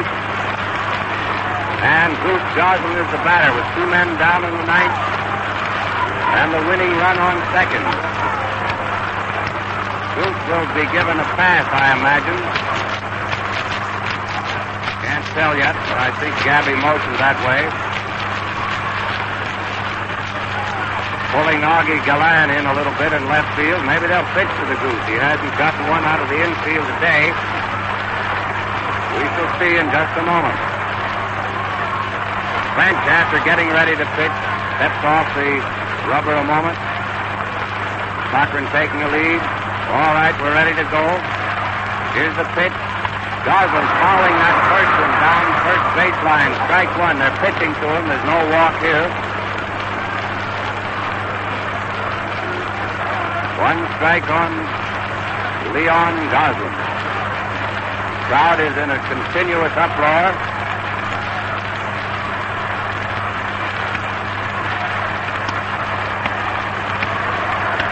Time is being called for a moment here while Larry French is rubbing the shine off his new ball. Here we go. And next pitch, Goslin flying Herman's head. Goslin coming home. He scores the winning run, and the World Series is over. Goslin hit, driving Cochran home. And the final score, Detroit 4 runs, 12 hits, 1 error. Chicago 3 runs, 12 hits, no error. The World Series is just about over. The Tigers winning it 4-3.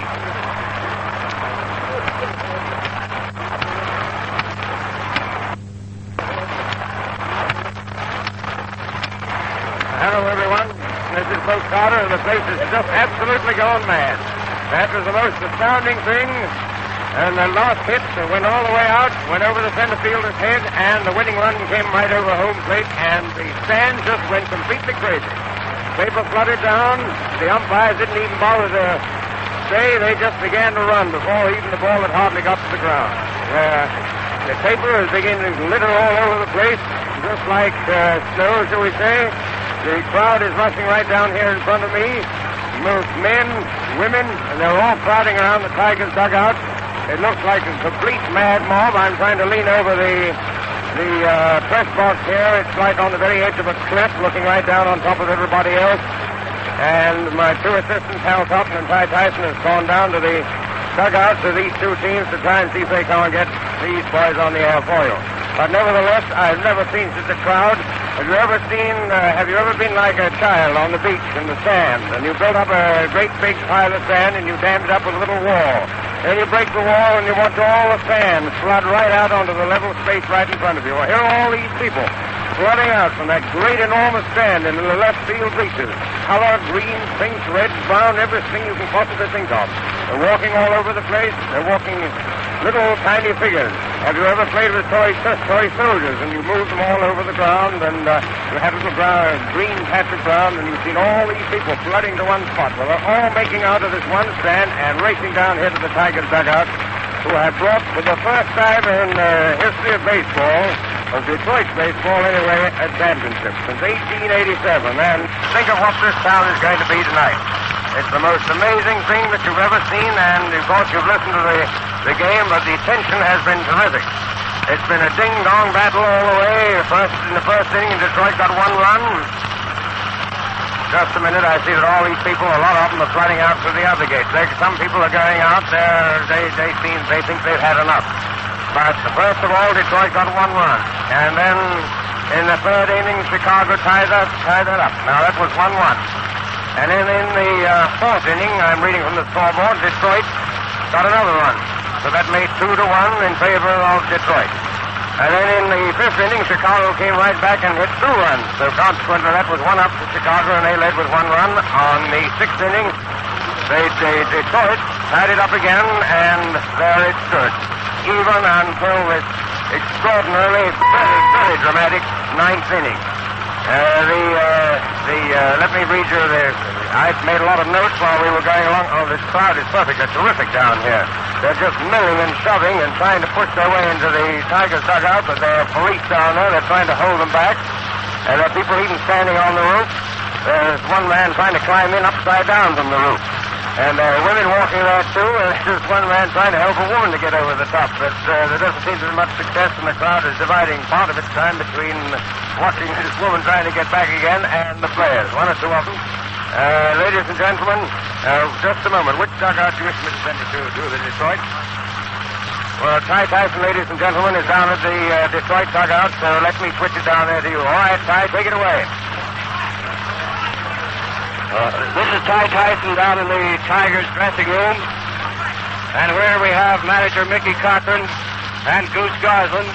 First of all, manager Mike is going to talk to you just briefly while I get a hold of Tommy Bridges.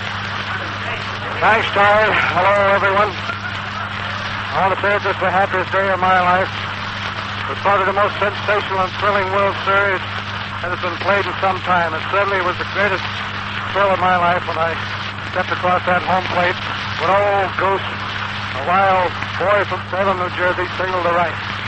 Thanks. I want to congratulate Charlie Grimm and his Cubs. They have a great ball club, and it was a real championship series. Here's Goose Goslin. Thank you very much, Mickey. Here's Goose Goslin, who drove Mickey across with a winning run, the $2,000 run. Hello, folks. The Cubs are a great ball club, and I was more thrilled in this game. I think I felt like everything depended upon winning this game. And the Cubs is a good young ball club, and everybody said they weren't so hot, but we found them very hot. Thank you. Thank you very much, Goose Goslin. Tommy Bridges is coming up here right away, the winning pitcher who won both the games that he started in this World Series for the Tigers. Here he comes with Hal Totten towing him up, smoking a cigarette. He's in his undershirt, but he's very happy to have won. Say something, Tommy. Hello, everybody. Everybody's pretty happy around here right now. Okay. There's entirely too much confusion going on here for anything more. The boys are starting their pennant-winning and World Series-winning jollification. So this is Ty Tyson turning it back upstairs to Bo Carter. Well, here we are back again upstairs in the press box, and thank you, Hal, and thank you, Ty. Ladies and gentlemen, I think that I would like to add my word, if I may, to the extraordinarily good work done by Hal Totten and Ty Tyson. And may I send this report once again back to Hal Totten, who's got something else to say to you. Take it away, Hal. Oh, he's not quite ready. You see, ladies and gentlemen, we're all the way down in the dressing room, right at the bottom of the stadium, and we're all the way up here. And we've got to work this business by engineers all over the line. All right, it's going down now. All right, take it away, Hal. He hasn't even said no or even backed away from this microphone. First, I want to introduce you, that grand manager of the Cubs, Charlie Grimm. Charlie, how do you feel outside of feeling disappointed, of course? Well, I feel disappointed, of course, but I feel happy that we were beaten by a grand ball club. And my ball club is also a grand ball club. It was tough series all the way, and I think it was very evenly matched. It was just a matter of who could get one more run than the other ball club, and that's the ball club that won. Thank you, Charlie. Thank you very much. And now, Gabby Hartnett said he'd come over here, and Charlie, you want to find Lee off? He may be in the shower by now. In the meantime, Lon, come here a minute, will you? How do you feel about this ball club that beat you today? Well, I think they're one of the best ball clubs I ever saw, and I think we battled them. We give them the best battle that people in the World Series have seen in many a day. And so I only hope that we get to play them again and another one next year. Well, thank you, Lon Warnke. And here is Gabby Hartnett, the captain of the Cubs. Leo, what have you got to say about this? Well, folks, you know, anybody hates to lose, and I'm a tough loser. But you got to give the Detroit Tigers a world of credit because they're a great hustling ball club. And also a world of credit to their leader, Mickey Cochran. Thank you, Leo. Thanks a lot. I would like to get Larry. I know Larry Pence feels terribly about it all. And I'd like to get Billy Herman tapped. We're trying to round them up. The Cub players are mostly around here in the mood, as we might say. Several of them waiting around the rubbing table. And Dr. Andy Lotshaw is rubbing one of them. Here's Billy Herman over here. Bill, come here a minute, will you? Billy Herman's the boy that hit that home run that shoved the Cubs ahead today, and they held that lead for a little while. Bill, how do you feel? I think the Detroit Tigers are a good ball club, but I think they beat a better ball club. That's the old scrap and spirit that keeps them going. And I don't know if Larry is still over there in the showers or not. Larry is in the showers. I know he doesn't feel much like talking, but sometimes I'll come over and do that. Woody, come here a minute, will you? Here's the captain of the Cubs, Woody English, the boy who is captain and yet does most of the backing up. He's the boy that fills the holes when they come. What do you got to say, Woody? That was a great series. I think the team that got the breaks won. Pretty evenly matched, both of them. Thank you. It was a great series, wasn't it? And now, ladies and gentlemen, I think we've just about exhausted the number of boys who will talk here. The dressing room isn't downhearted, and yet they're not cheering naturally. And we hope you've enjoyed what it is. And now we return to Bo Carter up in the booth. Back upstairs, ladies and gentlemen, in the press box with Brooks Carter. And I'm looking down over here at the people right down below the Tigers' dugout. And I think they're trying to wait for the Tigers, the victors, to come out. And if they ever do, they're simply going to get mobbed. There are probably somewhere about 5,000 to 6,000 people. Jammed so tight, I've never seen people jammed like that before in all my life. And there's one wag who's standing on top of the Tigers' dugout on the roof giving cheering signals, and these four people jammed tight together trying to answer him, and they're swaying to and fro. And let me also add, if I may, what I was going to say a minute ago. The splendid work done by Hal Tyson and Ty Tyson and Hal Thompson. They've been up here every day covering this game day after day, and it's an awful tough job with all these people here. And my hat's off certainly to them. You have received the broadcast of all the World Series games with the compliments of the Ford Motor Company. The sponsors will be amply repaid if you have enjoyed these broadcasts. And we congratulate the winners, the Detroit Tigers World Champions for 1935. And also compliment the Chicago Cubs for the outstanding brand of baseball played during the entire series. And we wish them both a successful season in 1936. In the meantime, watch the Fords go by. And this is Brooks Carter signing off from Maven Field, Detroit, and also for Hal Thompson and Ty Tyson. And so we will now return you to our studios.